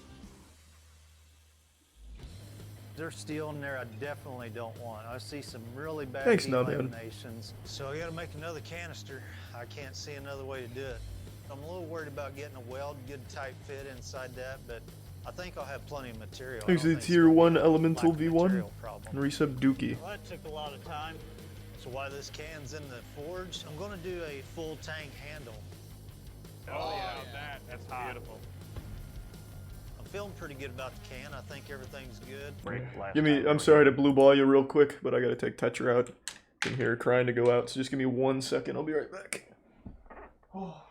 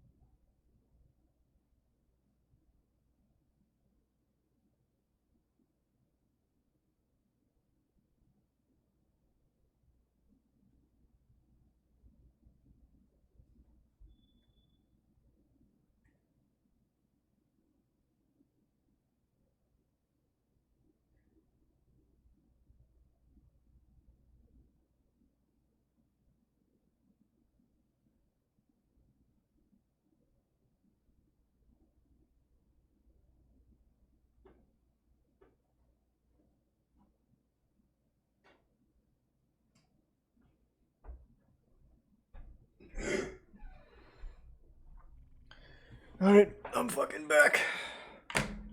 Thanks for the resub, Jenkins and Moby.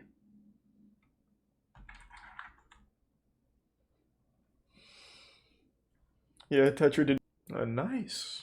Good work, competitors. Alright, I'll be honest, I'm pretty fucking tired now. I think I'm just gonna call it a night.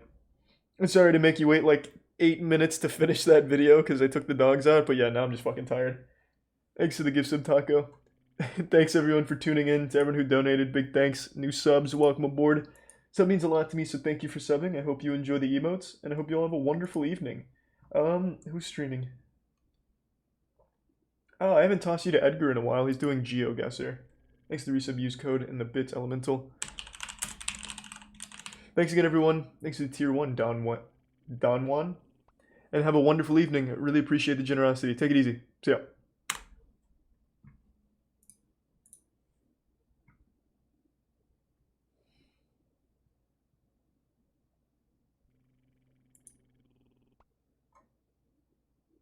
Thanks for resub flipping out.